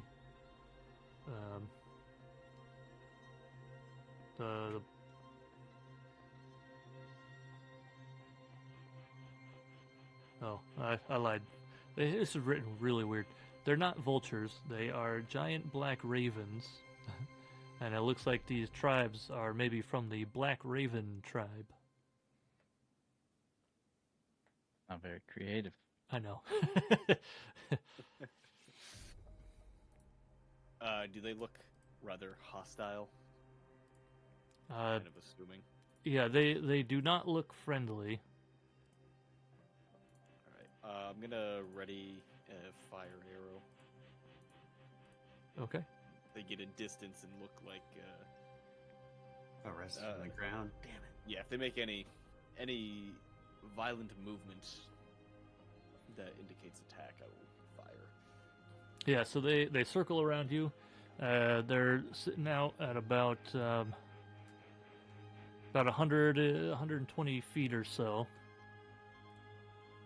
And once they are all around you, They all start streaming in at the same time.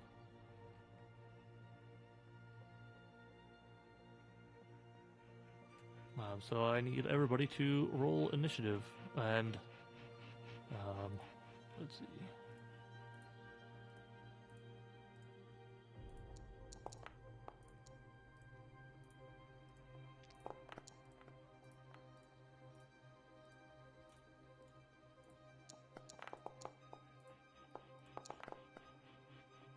Oh. Oh my god. Just the coldest rolls.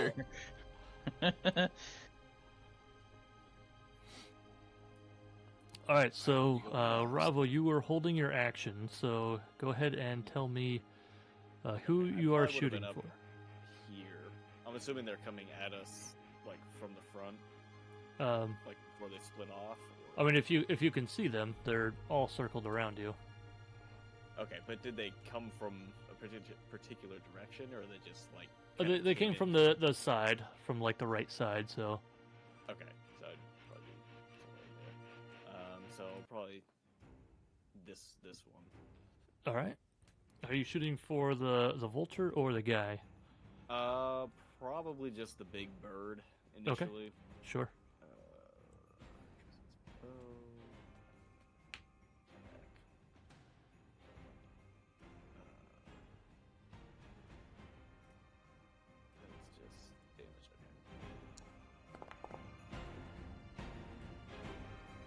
That will hit.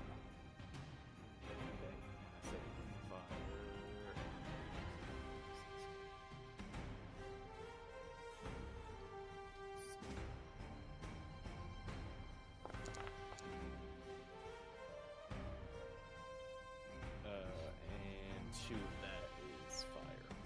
Okay.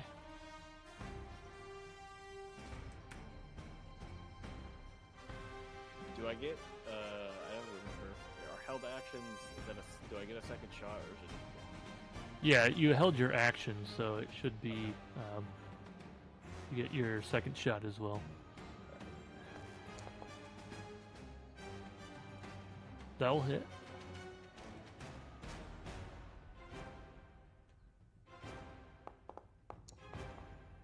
And 3 of that is fire.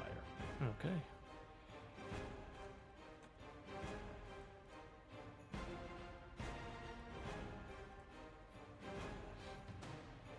Alright, so we will begin combat. So the berserker that you just shot, his vulture comes flying in into here. He jumps aboard right next to you, and then the vulture takes off and disappears below the ship. And he is going to go ahead and swing at you.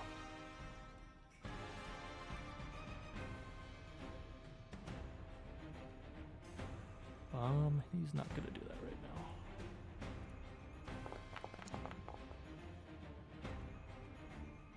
That will miss.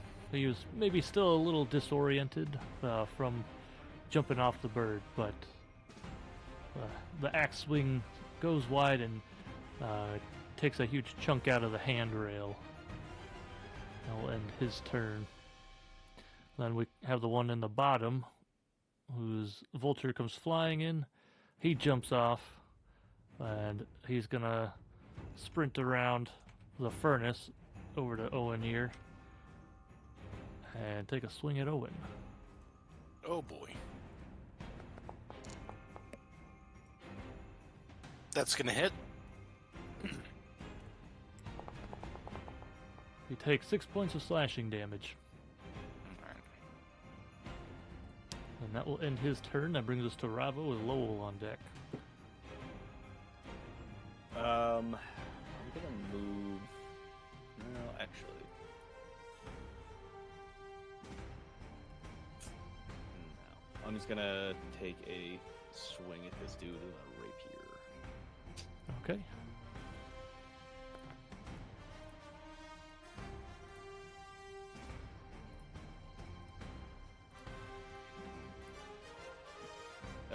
$15 hit. 1 second. 15 will hit. Yep. Sorry, I forgot to get the cultists involved.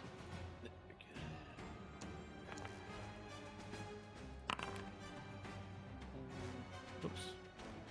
Ignore all those. Go again. Yep, so you hit him again. That was 10, okay. Alright.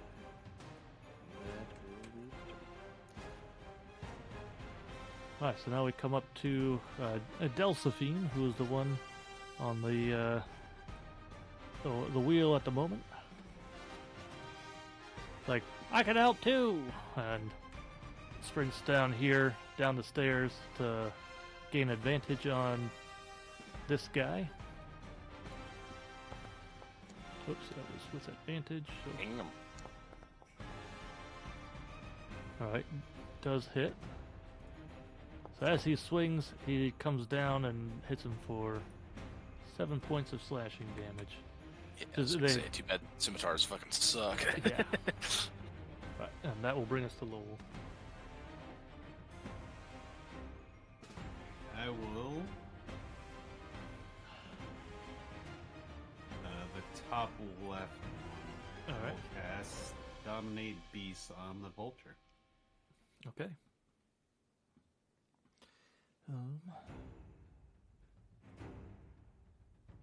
So they are at about 120 feet out at the moment, so it's beyond the range of your spell.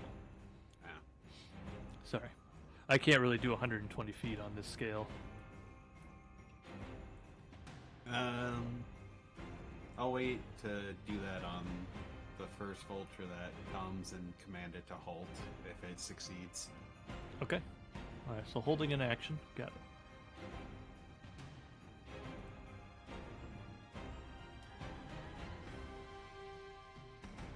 Go ahead and hit next turn. Right. Now brings us to Brassic, who boldly jumps over. Takes a chop out of this guy. And misses. That'll end his turn. So now we're on to the top left guy. So he does come within range, so your spell will activate. And wisdom saving throw. What's the save? 16. 16. Wisdom saving throw, okay. Does not succeed. So it is charmed by you.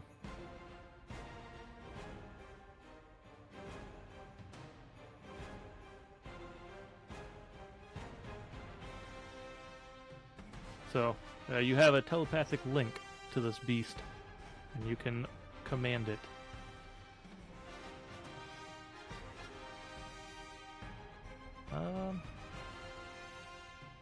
Huh, that's interesting.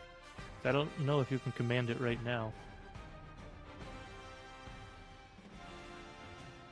I was just thinking in like a halt.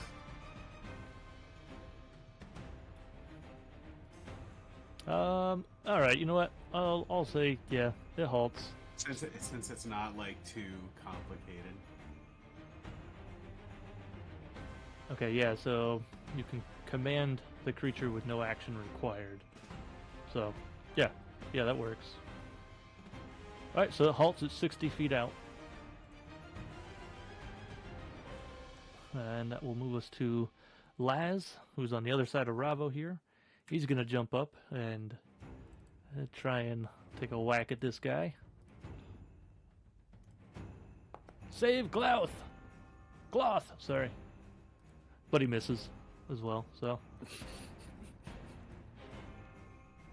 That brings us to Oriscus, who in a bold manner jumps over the railing. Almost breaks his ankle, but is right here fighting this guy by Owen.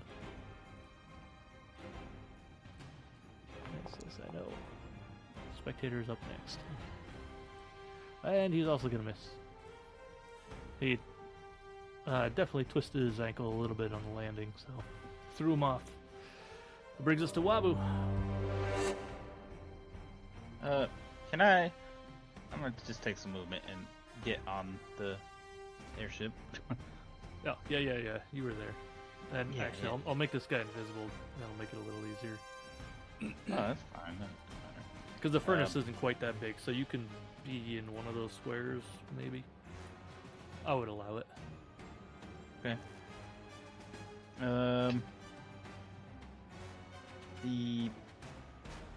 The guy that is on the vulture crow They're black ravens. Sorry. raven, the guy that's on the black raven that Lowell has Yeah, under control. Is he within 120 feet of me? he is.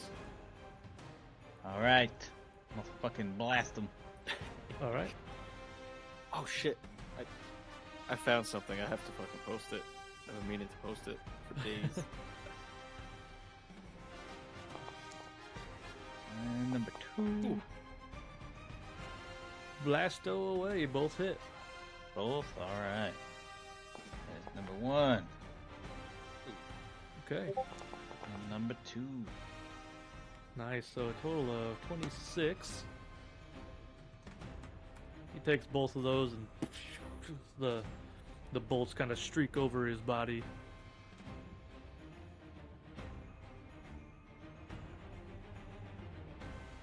Yes. That will conclude. All right. So the guy on the right flies up, jumps off his mount, flies away.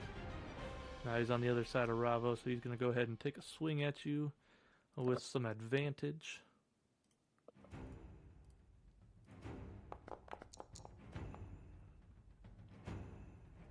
Yeah, that'll hit.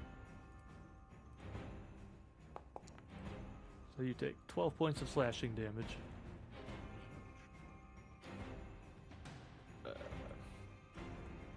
And that will end his turn. Now we have the guy on the left, who's going to have his mount fly up here. He's going to jump off on the other side of Lowell. And he's going to go ahead and take a swing.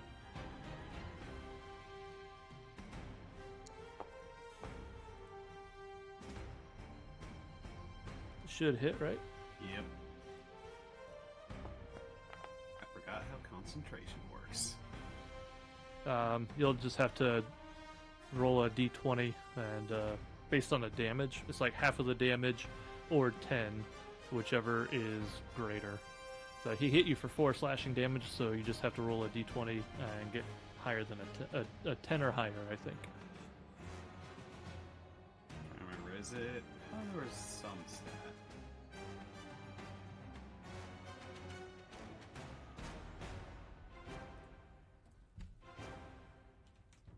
You have advantage on Constitution saving throws that make you maintain.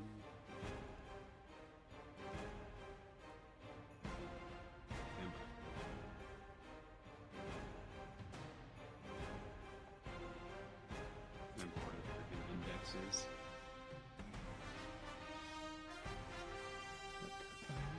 Showing me here.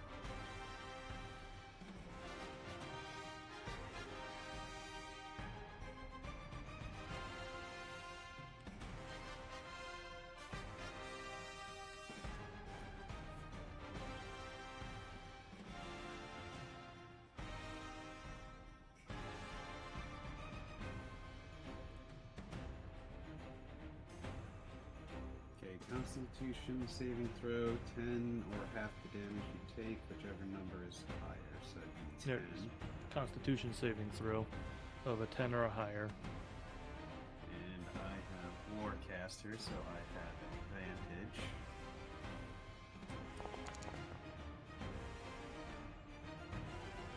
Yep, you did it. Bet fucking barely. You maintain your dominate beast. And it was 4 damage, right? Yep. Alright, now that brings us to the guy on the bottom right, who's gonna fly in. He's gonna get dropped off on top here. And there's some stairs in the way, but he's gonna, from above, try and take a swing at Delphine here.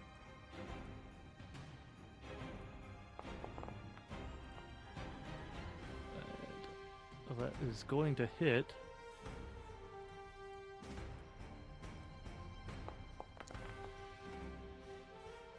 And Delphine is down. Unconscious. How well secured do they appear to be? Or are they flying pretty loose and holding on? Like on their mounts? Yeah. They have a saddle that they're holding on. They're not like strapped in, but they're proficient, so they're stable.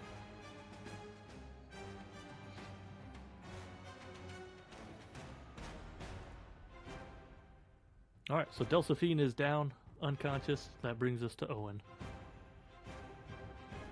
All right. I believe we are gonna target that guy there. Yep. I do not have advantage, or does Oriscus? Oriscus Grant me does not advantage. give you advantage. Okay. Delphine would, but they are now Down. unconscious. Yeah. Unconscious. Okay. Well, let's do the old Sun Forger attack. That'll hit. Something. Do damage. Alright. We'll do a second attack also. You're okay. Still gonna hit.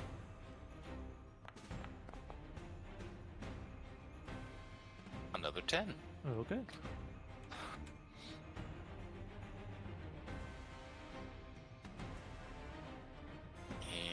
And I will end my turn.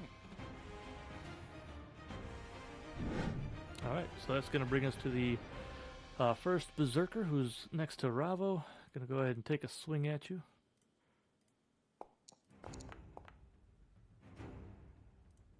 Yeah, that'll hit. 5 points of slashing damage.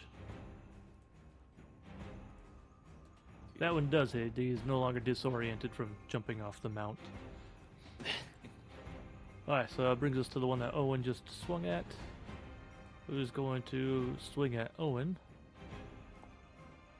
And Get is fucked. going to critically miss.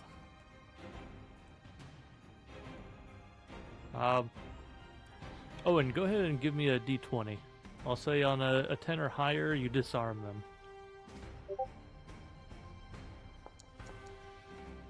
Okay, Boom. Disarmed. there you go.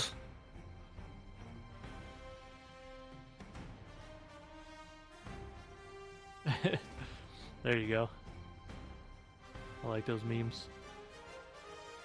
Alright, so that was his turn. Now he is disarmed. That brings us to Ravo.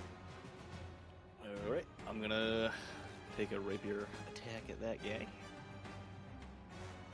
Oh, I didn't give that guy advantage. Oops. Whatever. Too late now. If you wanna... I mean, if you wanna roll to see if he gets a 20. If you say so. No. I would have laughed if he did, because you brought it on this yourself. Well, you know. That's definitely going to hit.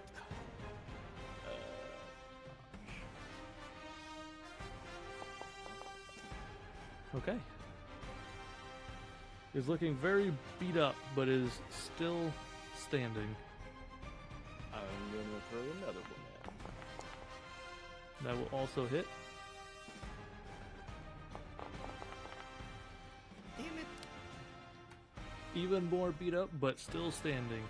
Not really sure how. I think that's what I do.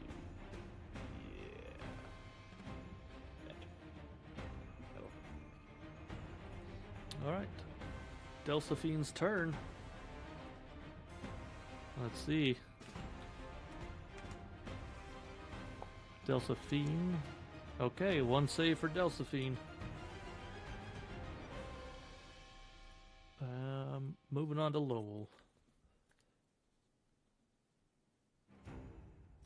So I'll use the link to command the vulture out there to. Do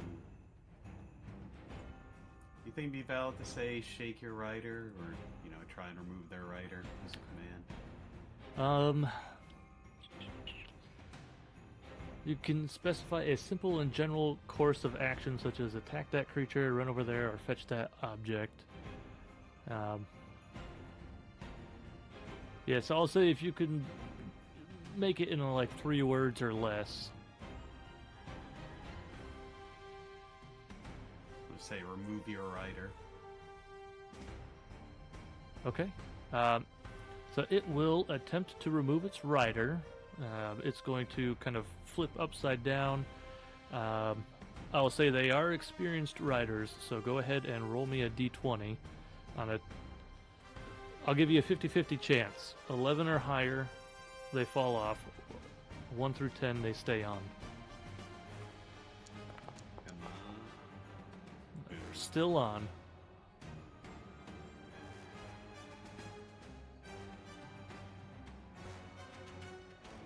Well, I can still keep trying next go about. Yeah, it doesn't take any action to command them, so you can keep going with your actual turn.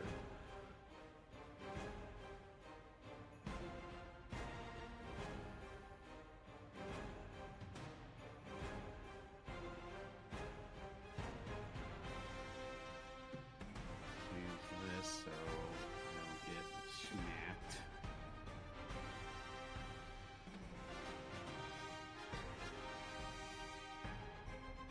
All right. That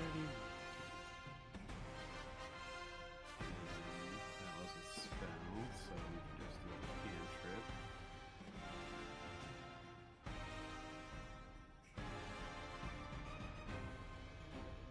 Actually, is the furnace guarded, or is it kind of an open thing? It's enclosed. Okay.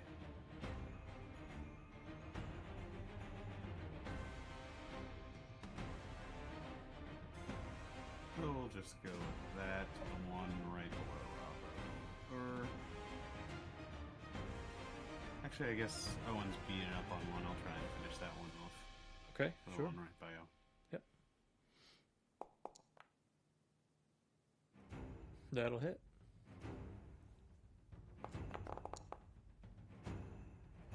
Okay. Catches a fire a little bit. Like, puts it out though. A little bit of damage, not too bad. Startled him a little bit. And that'll do. Okay. That'll bring us to the guy right next to Ravo, who's going to attempt to finish off this really rough-looking guy. Gonna miss.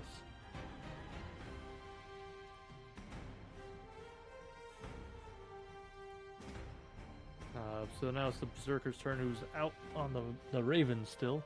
Can't really do anything, so he's just going to shake his fist and shout some unsavory things at you guys. And that'll be his turn. Up to Laz, who's also going to attempt to finish off this Berserker here. He will hit. And he will finish them off.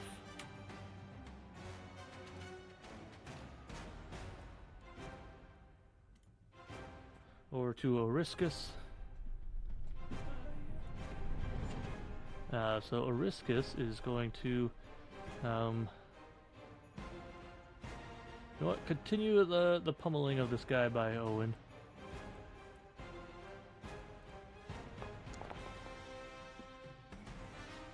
Or not. Alright, Wabu, you're up. You know what a really good spell is? Let me guess. Eldritch Blast. Fireball? No, Eldritch Blast. Top guy. Okay. I mean, Fireball is a very good spell.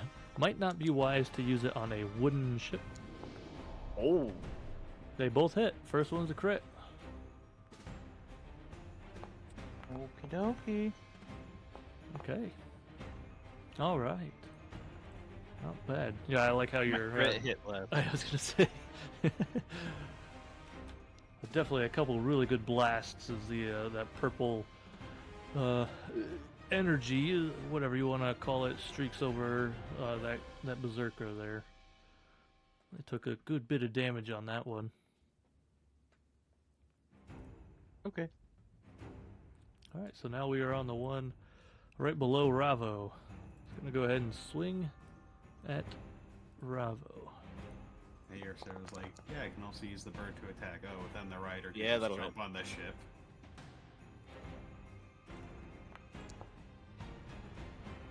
Ooh, 15 Ouch. points of slashing damage. Fuck me.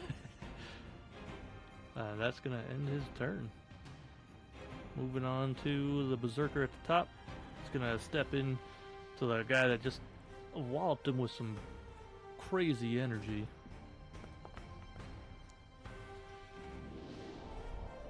You know what? Give me a D20.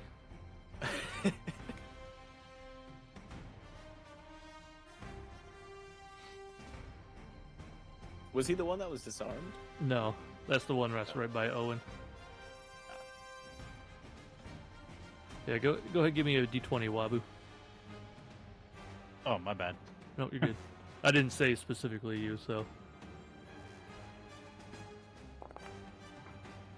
As the great axe comes down, you kind of duck your head a little bit, and he swings and ting, it reflects off your shell, and his axe flies overboard. Hopefully, there's nobody down below him, but he is now also disarmed. So now we come to the one up the stairs, who is going to. Can't really get over the body that's there, so he's going to go ahead and take a swing at Ariscus.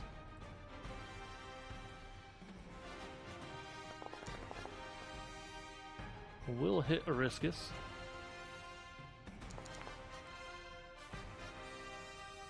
And Ariscus is down. Guys do not have a hardy constitution. All right, brings us to Owen. All right. Well, I'm gonna attack the same dude that's right in front of me, Yep. and I'm gonna go ahead and do a standard attack to start. Maybe. There we go. That'll hit. Oh.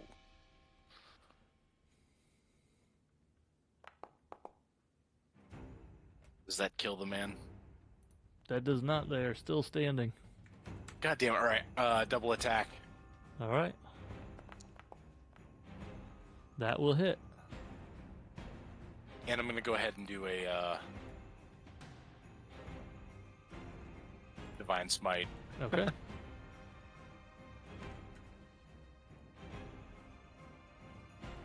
No. Sorry.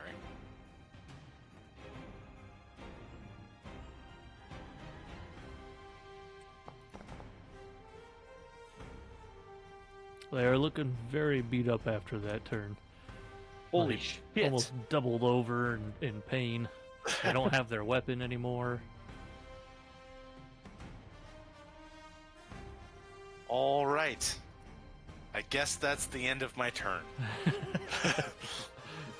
All right. I was not expecting that. Onto that berserker who's gonna go ahead and swing at Owen.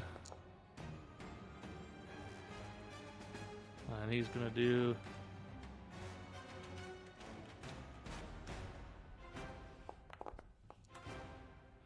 4 points of punching damage. Done. And that'll be his turn. Up to Ravo. First things first, I am going to second wind.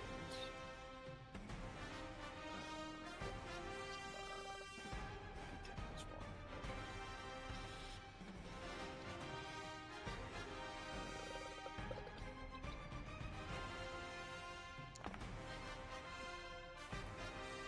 Okay. Just realized. for everybody. And then this guy.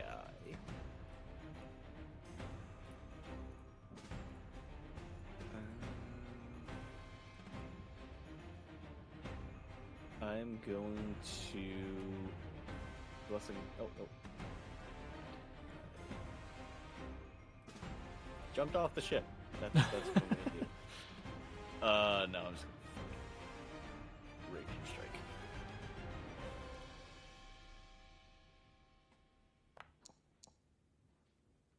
All right, that didn't even roll. That's gonna miss.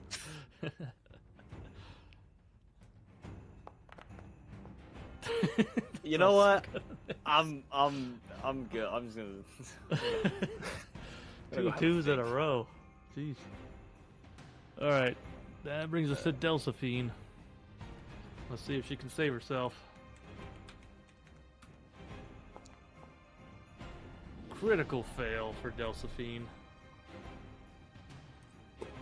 on the death saving throw. Up to Lowell. Yeah. Yeah, whichever one you hit 3 on first. If you get a 1, that counts as 2 fails. If you get a 20, you get 1 hit point back. And you're no longer unconscious. I'll still keep trying to see if me and Shake a rider up there. Okay, give me a d20. 11 or higher, they fall off. God damn it. Still on. But they're staying out there, so how long does your thing last? 1 minute. Okay, yeah. So you got plenty more turns. So at a bare minimum, it's, you know, one last action they get to take. Yeah. Yep. I was hoping to also use the vulture, but if I, you know, fly it towards the ship, they can just hop on.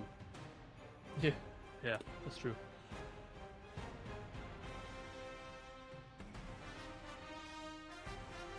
Well, you can end your turn if you are done. Oh wait, no, you haven't gone yet. Never mind. I haven't gone yet. I'm scrolling through trying to see what other bullshit I can try.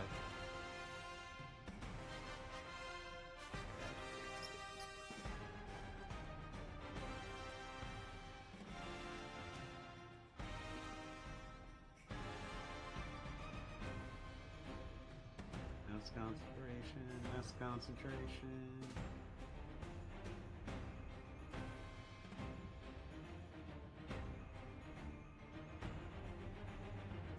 Like everything that isn't lightning bolt, which I can't line up, or just my cantrip is concentration.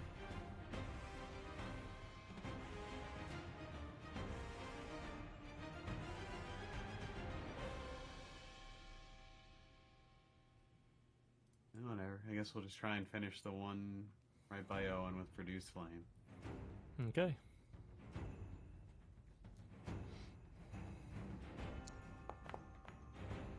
That'll hit.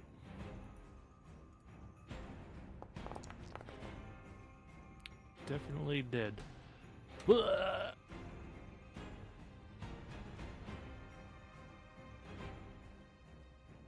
up. Suppose that'll be all. Okay. You could give Ravo advantage if you wanted. Yeah, but then I'm in melee range. Alright, this guy's No, gonna I don't. step I don't over. need advantage. This guy's gonna step over to behind this guy and get some advantage. But that's all the more twos you can roll. Yeah, thanks. And missed with advantage. Wow. Brassic is done. That brings us to the Berserker, still out on the Raven, still shaking his fist, unable to do anything. Brings us to Laz, who's going to pop around this guy and take advantage on this one. You know, they're not very strong, but they're pretty intelligent when it comes to battling tactics. Oops. Let me give a second roll on that. Okay, does hit. 3 points of slashing damage. Okay. That brings us to Oriscus, who needs to not die now.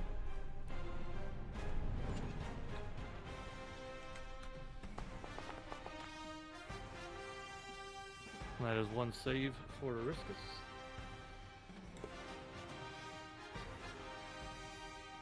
That brings us to Wabu.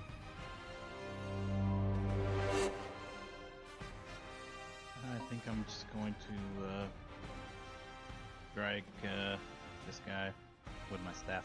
Okay. Advantage. Oh, good call. Yeah. Do hit. A critical 10. You watch out for that critical 10. Yeah. That does hit, so let's see what you got. This is the first time I've ever hit somebody with my staff, and this looks like it will be wrong, but d6 plus 2 plus 1d6? That's what you rolled. I mean, I don't know what to say. You hit him. Not very hard, though. Hit him for 5. Not used to whacking people with your stick yet. Yeah, I suppose that's true. Wabu, other end. What? You probably don't have multiple attack on that, do you? No. I'm at disadvantage if I try to use Eldritch Blast, so. Yeah. Well, on that guy at Would least. be a straight roll, wouldn't it? Yeah. The what? On that guy Wouldn't at it be a least. straight roll? It'd Because be you're at 2 disadvantage, but you're disadvantage. at advantage. Yeah. I heard 3 people talking, and I heard nobody. You would be at no disadvantage to that guy because you are already at advantage with him. Oh. But you They would can't only roll. be at well, so the disadvantage would only apply to that guy, not any of the other ones. Well, let me get physical. I don't do much real exercise. Yeah, that's fine. Alright, so that brings us to the Berserker by Ravo, who is going to turn and swing at Laz.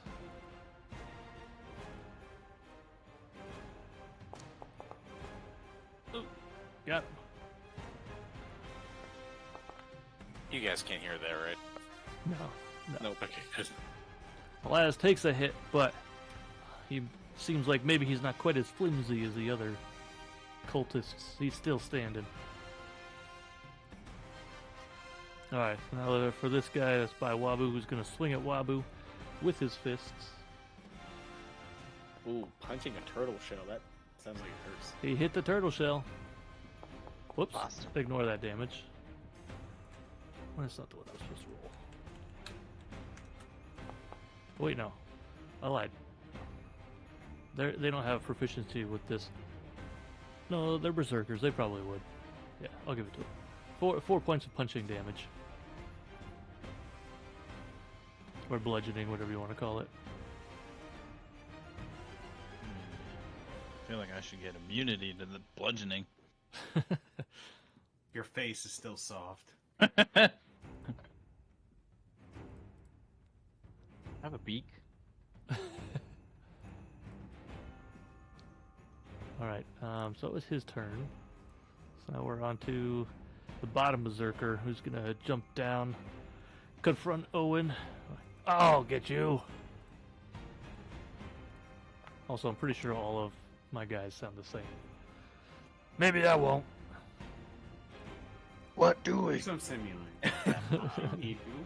That brings us to Owen. Is Delphine still out? Yes. Delphine and Ariscus are both down. Okay.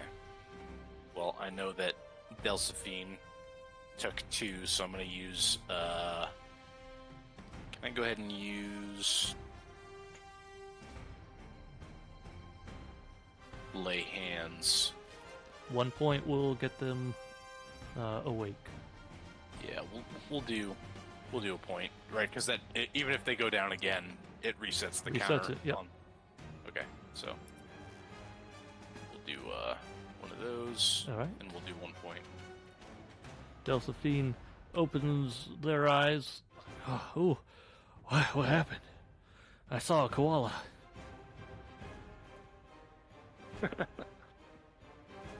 All right. So Delphine is back, and that is my action. Okay. So I gotta end my turn.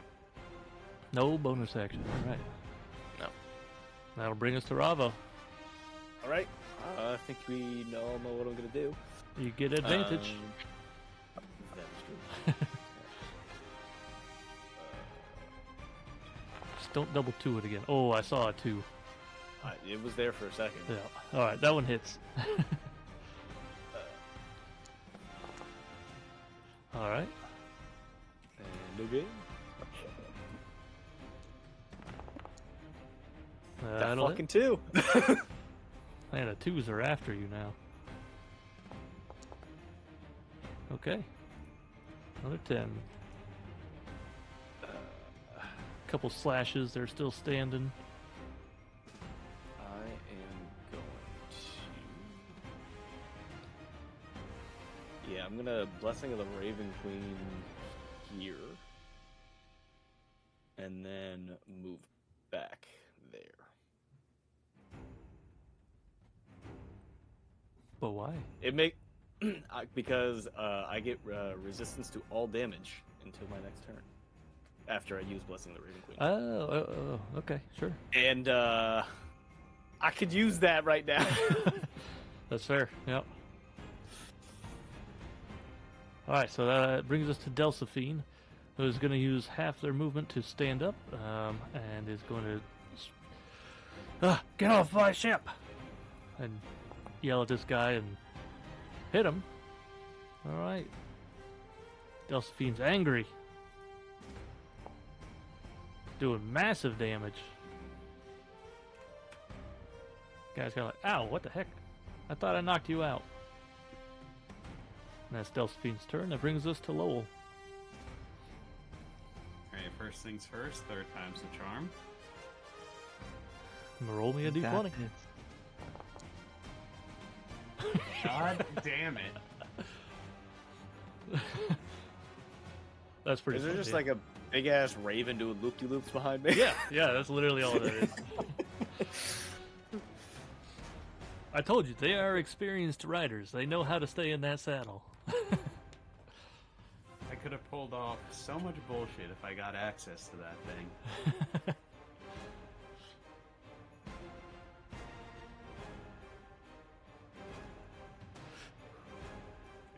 gotta be some shit that's not concentration.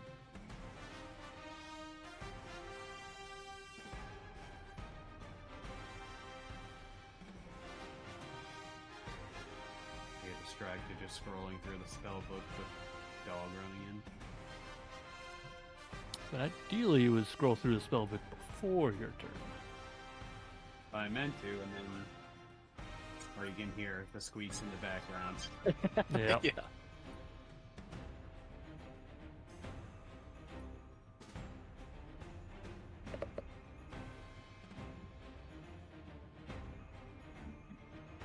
Guess I will just do a free claim on the one by Ravo.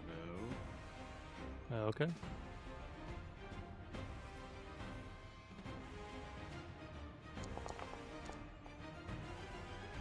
That'll hit.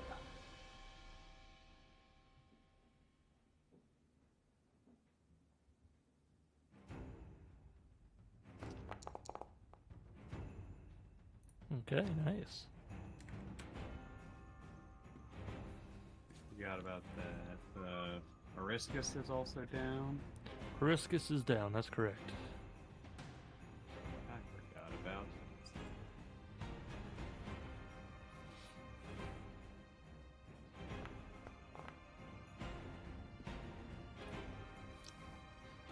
Almost good as new.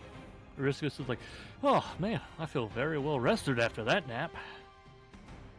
Not just a sponge for an attack. Alright. Up to Brassic, with advantage, swinging away. We got this, Wabu!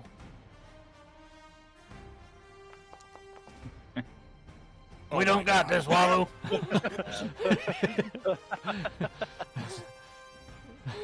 Maybe your staff is more effective. Oh my god. All right, Berserker on the Raven, waving high this time. You can't get me. All right, over to Laz with advantage. We got this one, Ravo. Oops.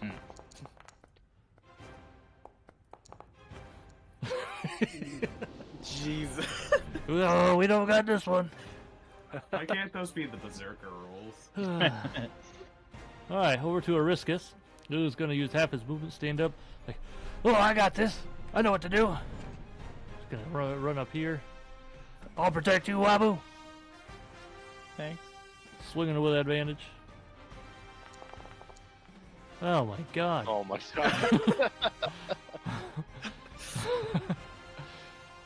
Well, I'm in a way.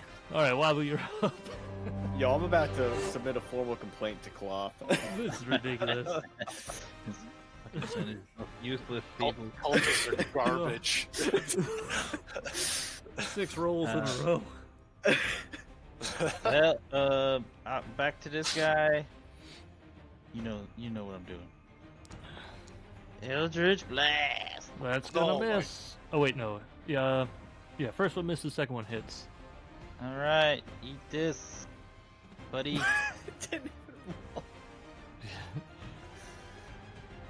You got him. You hit him. Brassick's over there. He's like, yeah, I knew you could do it. Yeah, thanks for your help, Brassic. All right. Brings us to the Berserker by Ravo, who's gonna turn around and swing at Ravo with his great axe. It's going to hit. Yeah, that'll hit.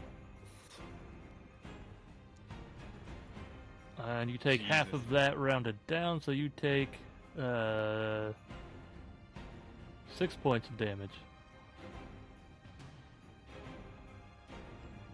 See, I do have a method to my madness. No, that's. I figured there was. I couldn't figure it out. All right, that's gonna end his turn. Over to the Berserker by Wabu, who doesn't have an axe. Got his fisticuffs up. That time he hit Shell. That hurt his hand a little bit. Ah! Why are you so hard? Can't ask a man that. This guy is gonna go ahead and swing at Ariscus with his fists. Fisticus. I'm gonna go ahead. Does that hit? That does not hit. Okay. Then I'm gonna hold that. Over to Owen. Alright. We're gonna hit this guy here, I guess, All right. with the Stun Forger, and we'll do a level 1.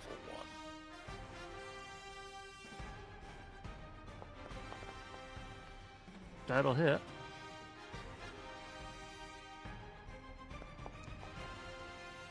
Oh my god. You can re-roll your damage once a turn, just so I you can. remember. Let's do that. Yeah. Wait, what? Wait, what? What happened? Oh, I think I may have accidentally done an attack roll twice. Yeah. So let's go ahead and delete that. Oh. That was my damage roll. We'll just let that one roll. So hit for 8 points. Okay, and then 8, we'll do a level 1. All right. That's a good one. And then I guess still alive, correct? Still alive, yeah. Looking pretty sturdy over there. We'll do a second attack. That'll hit.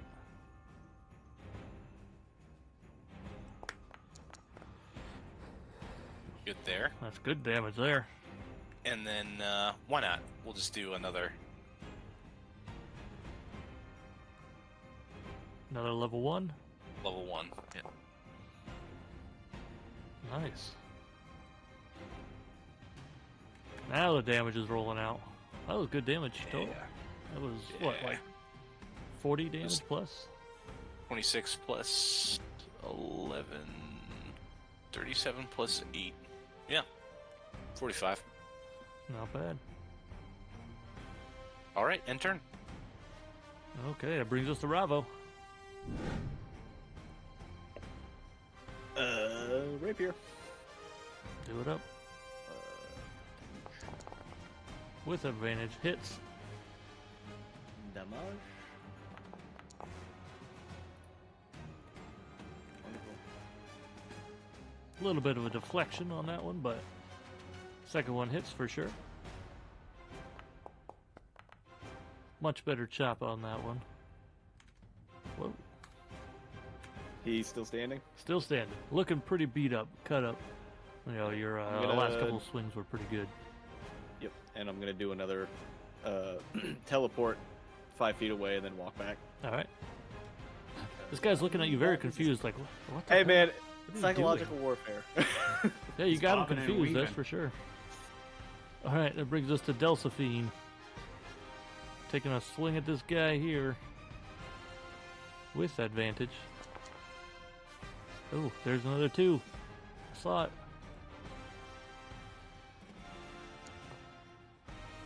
Hacking away. Massive damage. That's Delphine's turn. Over to Lowell, who, for the 4th time, is going to try and roll this guy off. Correct.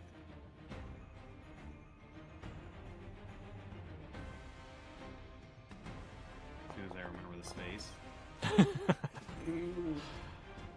It's impressive, actually, how good that guy is at staying in that saddle.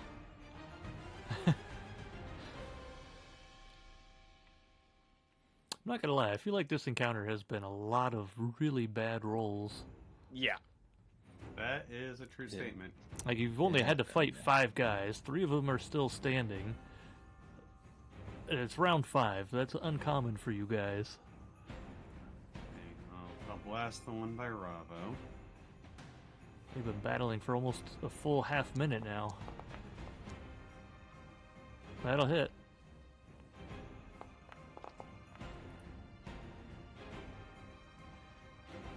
Oh, he's still standing. He got a little scorched on that one, though. Looking pretty beat up.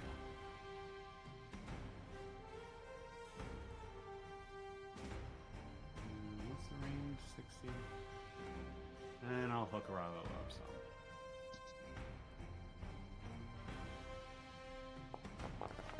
Alright, Ravo gets 10. Nice. Thank you. I did upcast it at second. Yeah, oh yeah, yeah. Thank you. Alright, over to Brassic, who still swiping at this guy with Wabu. I'll get him this time. man. I'll get him this time, don't worry. Yep. Yeah! Hey. Cheers a little bit as he hits him. Alright! Good job, Brassic. That'll end his turn. That brings us to the Berserker that's still out on this Raven. He's really frustrated, like, just let me get to the fight! At this rate, I should have just had him go line up with that giant fucking ballista. That's pretty smart. Yeah. Anybody can use a ballista. Alright, brings us over to Laz. With I mean, advantage. have the Raven fly so the rider's just square lined up. Yep. Can't miss. That'll hit. This guy's still standing, but he's taking slices from every angle. That'll bring us to Ariscus. Maybe I can do something this time. Has his advantage. Never mind.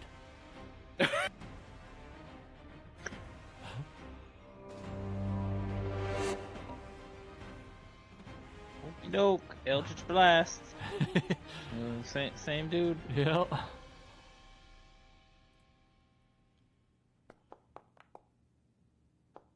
First one hits, second one misses. Mm.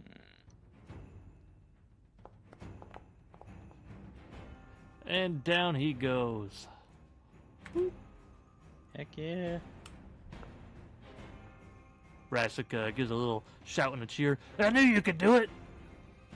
Well, I'd high five you, but you're too far away. Air 5! Because Yeah. we're on an airship. I guess I'll just hold position. All right.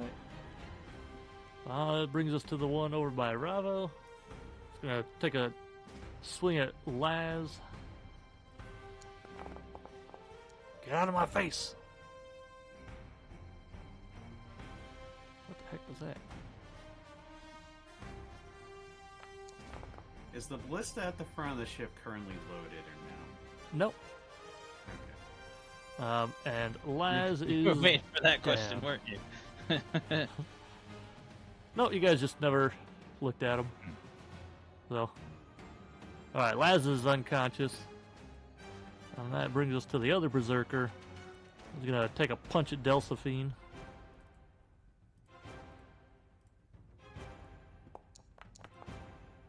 And is going to hit.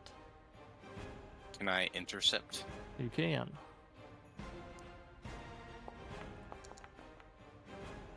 Oops, that's the wrong damage. That might. There, 1 point. 1 point. So, I block 11, so nothing gets through. the guy goes to do a big left hook, over at Delphine, and as his fist is swinging around, Owen just meets a shield. Dong! Ah! All right, that'll bring us to Owen. All right, let's try and finish this off. At least for this guy here. Let's go ahead and we'll do a swing with Sunforger. He's looking pretty beat up. Oh, That's God. gonna miss. Though. Let's try again. His punch was so strong it threw you off balance when he hit your shield. That one hits though. That'll hit. Second try. And down he goes. Outstanding. That'll end my turn. All right, over to Ravo. I got one of these baddies left.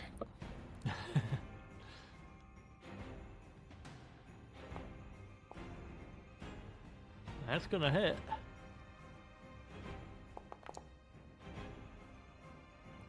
And down he goes. Oh, thank God. I'm assuming double attacks. I can't do a sword and then a bow. No, same weapon. Okay. Alright, that's what I figured. That'll.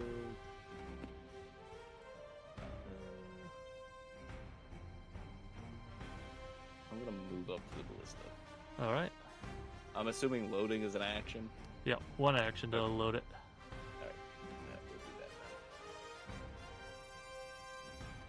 now. All right, over to Delphine. Well, you know what? I'm just gonna go back and steer the ship.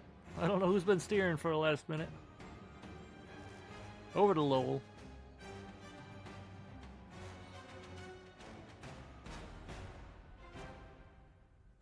Let's see.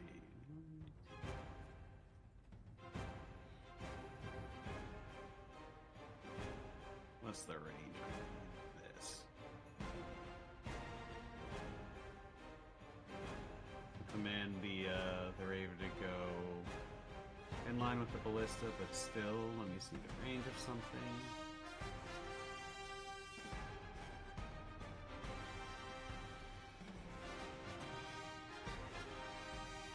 It's still 30 feet out.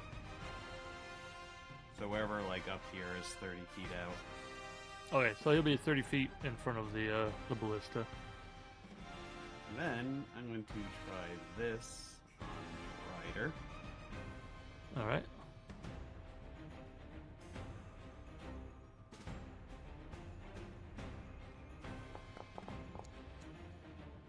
That'll hit.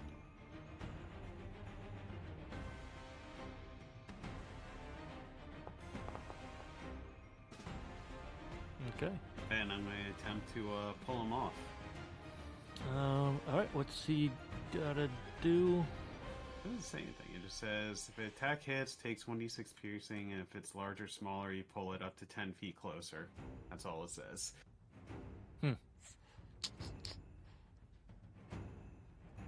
Well, I guess I'll give you another shot. Roll your d20, because he's still, holding himself into this thing. I don't really know how to deal with that one. Hey! It goes 10 feet closer. Okay. He's off the saddle. Does that mean he's... He hasn't started falling yet. It's not his turn. Suspended in midair. Looney Tunes. I was gonna say Looney Tunes logic. Fucking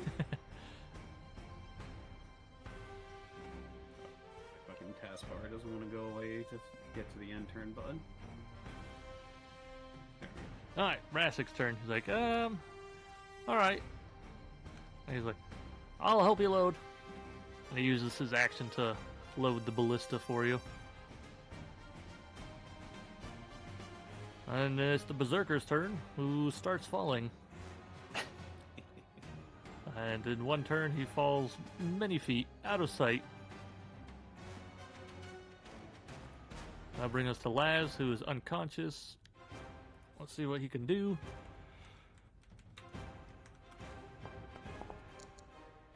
One save for Laz.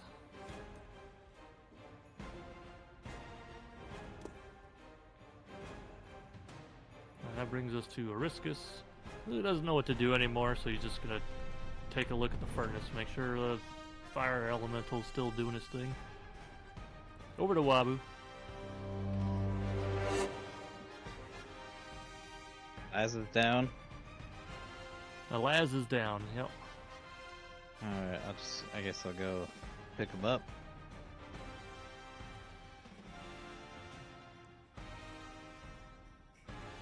What you picking him up with? My hand.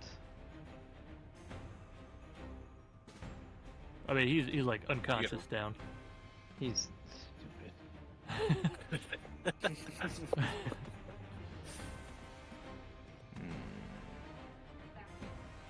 You could like do a medicine check or something to see if you can stabilize him.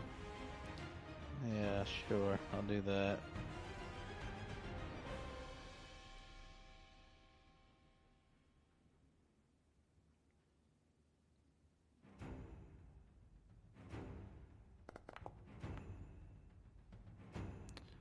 Alright, you get the feeling that after your application of whatever you did, he is now stable and will awake out of his unconsciousness within a couple of hours, but he is Turtle magic.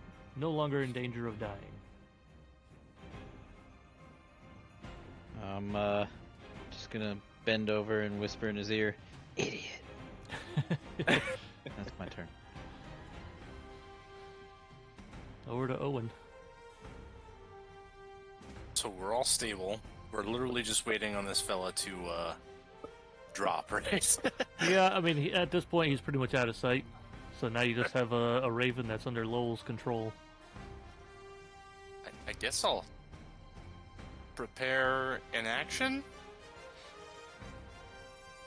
to attack if Alright. the Hold- raven lands. Hold an attack action, alright. I'm gonna try and make friends. Over to Ravo. Yeah, I'm just gonna do the same with the ballista. Just kind of hold an attack. Alright. See if anything happens. Over to Delphine. Doing nothing. Over to Lowell. Okay, so this is the last turn for Dominate. I'm gonna say at first, stay What? your hand. You have technically 10 turns, right? Oh yeah, 10. So, yeah. So this is turn number 6, I think, of Dominate.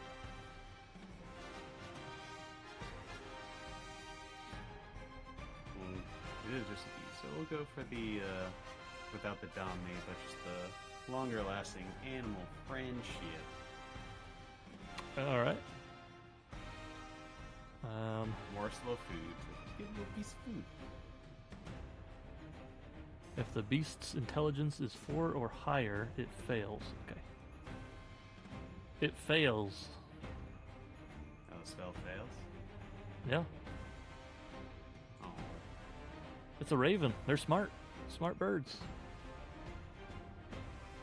You could try it on Laz.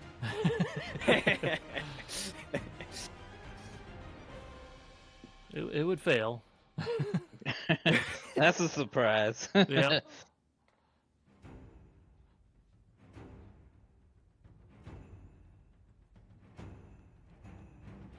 I guess that'll do it for now, because that was a spell. And you still have your dominate or beast on it, right? Yeah, Okay. that is not concentration. That's just an action. All right. Is anybody else going to do anything, or is it just on Lowell to deal with this beast of his? No, I'll wait until he does his thing. Yeah, I'm good. I'll just be holding an action in case anything. Okay. Oh, and you as well? Yep. All right, Lowell. Turn 7 of your dominate beast. We're gonna have a chat now. All right.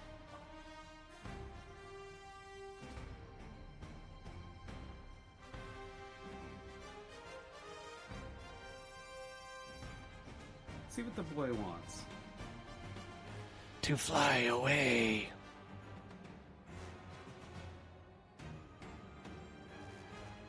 Very well.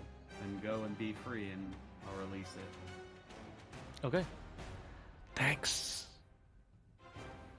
And it flies away.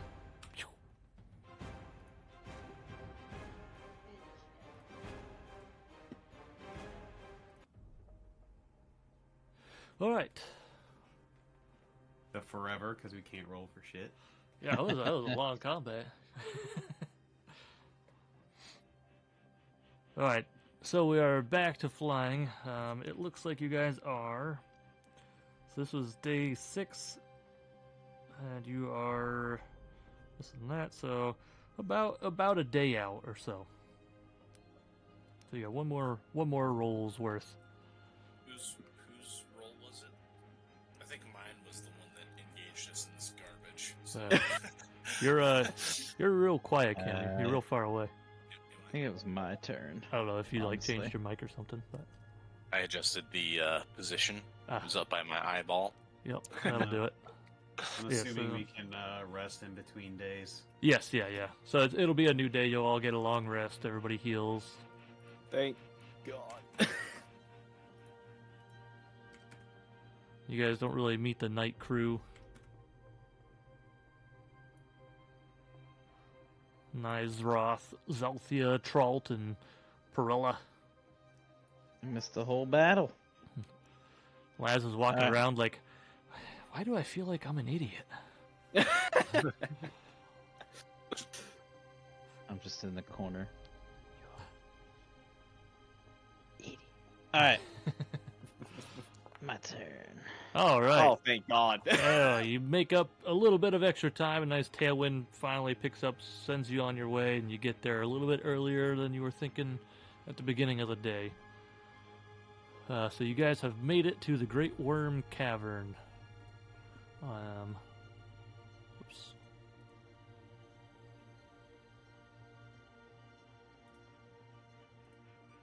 Let me bring you guys in, because I did not.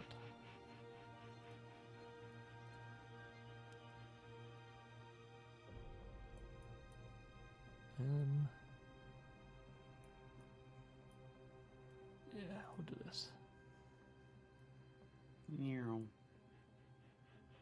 Do you have a little bit of vision, right? Because you got dark vision. I can see everything. I can right see now. everything. Yeah. Oh, Is Well, this a good. trick question? no, I don't know why you can. Because well, maybe they put a light on here. I'm not sure. I don't know. Some maps there's a light source. Some maps there's not. So. Are you thinking we're gonna wrap it up for the evening? Yeah. Yep. Okay. All right. So, you guys finally make it. You're all rested up, and we will end the adventure there for tonight. Nice. All right. Well, I did not expect that battle to go quite as long as it did. But I guess that's what happens when you have a bunch of cultists on your team, and even with advantage, they double miss like every time. Heavy on the Well, it doesn't help that twos, yeah. everything that we I fucking know. have. Yeah. All right, guys. Well, I'm gonna go grab some food, and I will see you in a couple weeks. You said no next weekend, Tyler, Yeah, right? no So- next weekend, but we could do the 2nd. That's 2 weeks from I now. will be out of town. Okay. Are you out of town that whole weekend? Yeah, I'm going down south on starting the trip that Thursday, Oh, okay, gotcha. All right, and the Sunday I will be somewhere on the Blue Ridge Parkway. gotcha. Oh shit, that's a nice drive. Are you bringing your bike? Yeah. Hell yeah. All right, so unless anybody wants to do anything Uh-oh. during a weekday, we're looking at the 9th would be the next opportunity. I can do the 9th. Okay. Yeah, I'm good for whenever. I don't have anything that planned that far out, so Gotcha. I think I'll be back by then. I will request a courtesy reminder the day Yeah. before. Yeah, sorry I didn't send one out this time. No, it's fine. I just totally fucking didn't even think to check today. It's all good. We got there. But it was still a good session. A little over 3 hours, so not too much Yeah. time lost. Boom. June 9th. All right. Sounds like a plan. All right, see you guys later. All right, later. Okay. Alrighty. Later.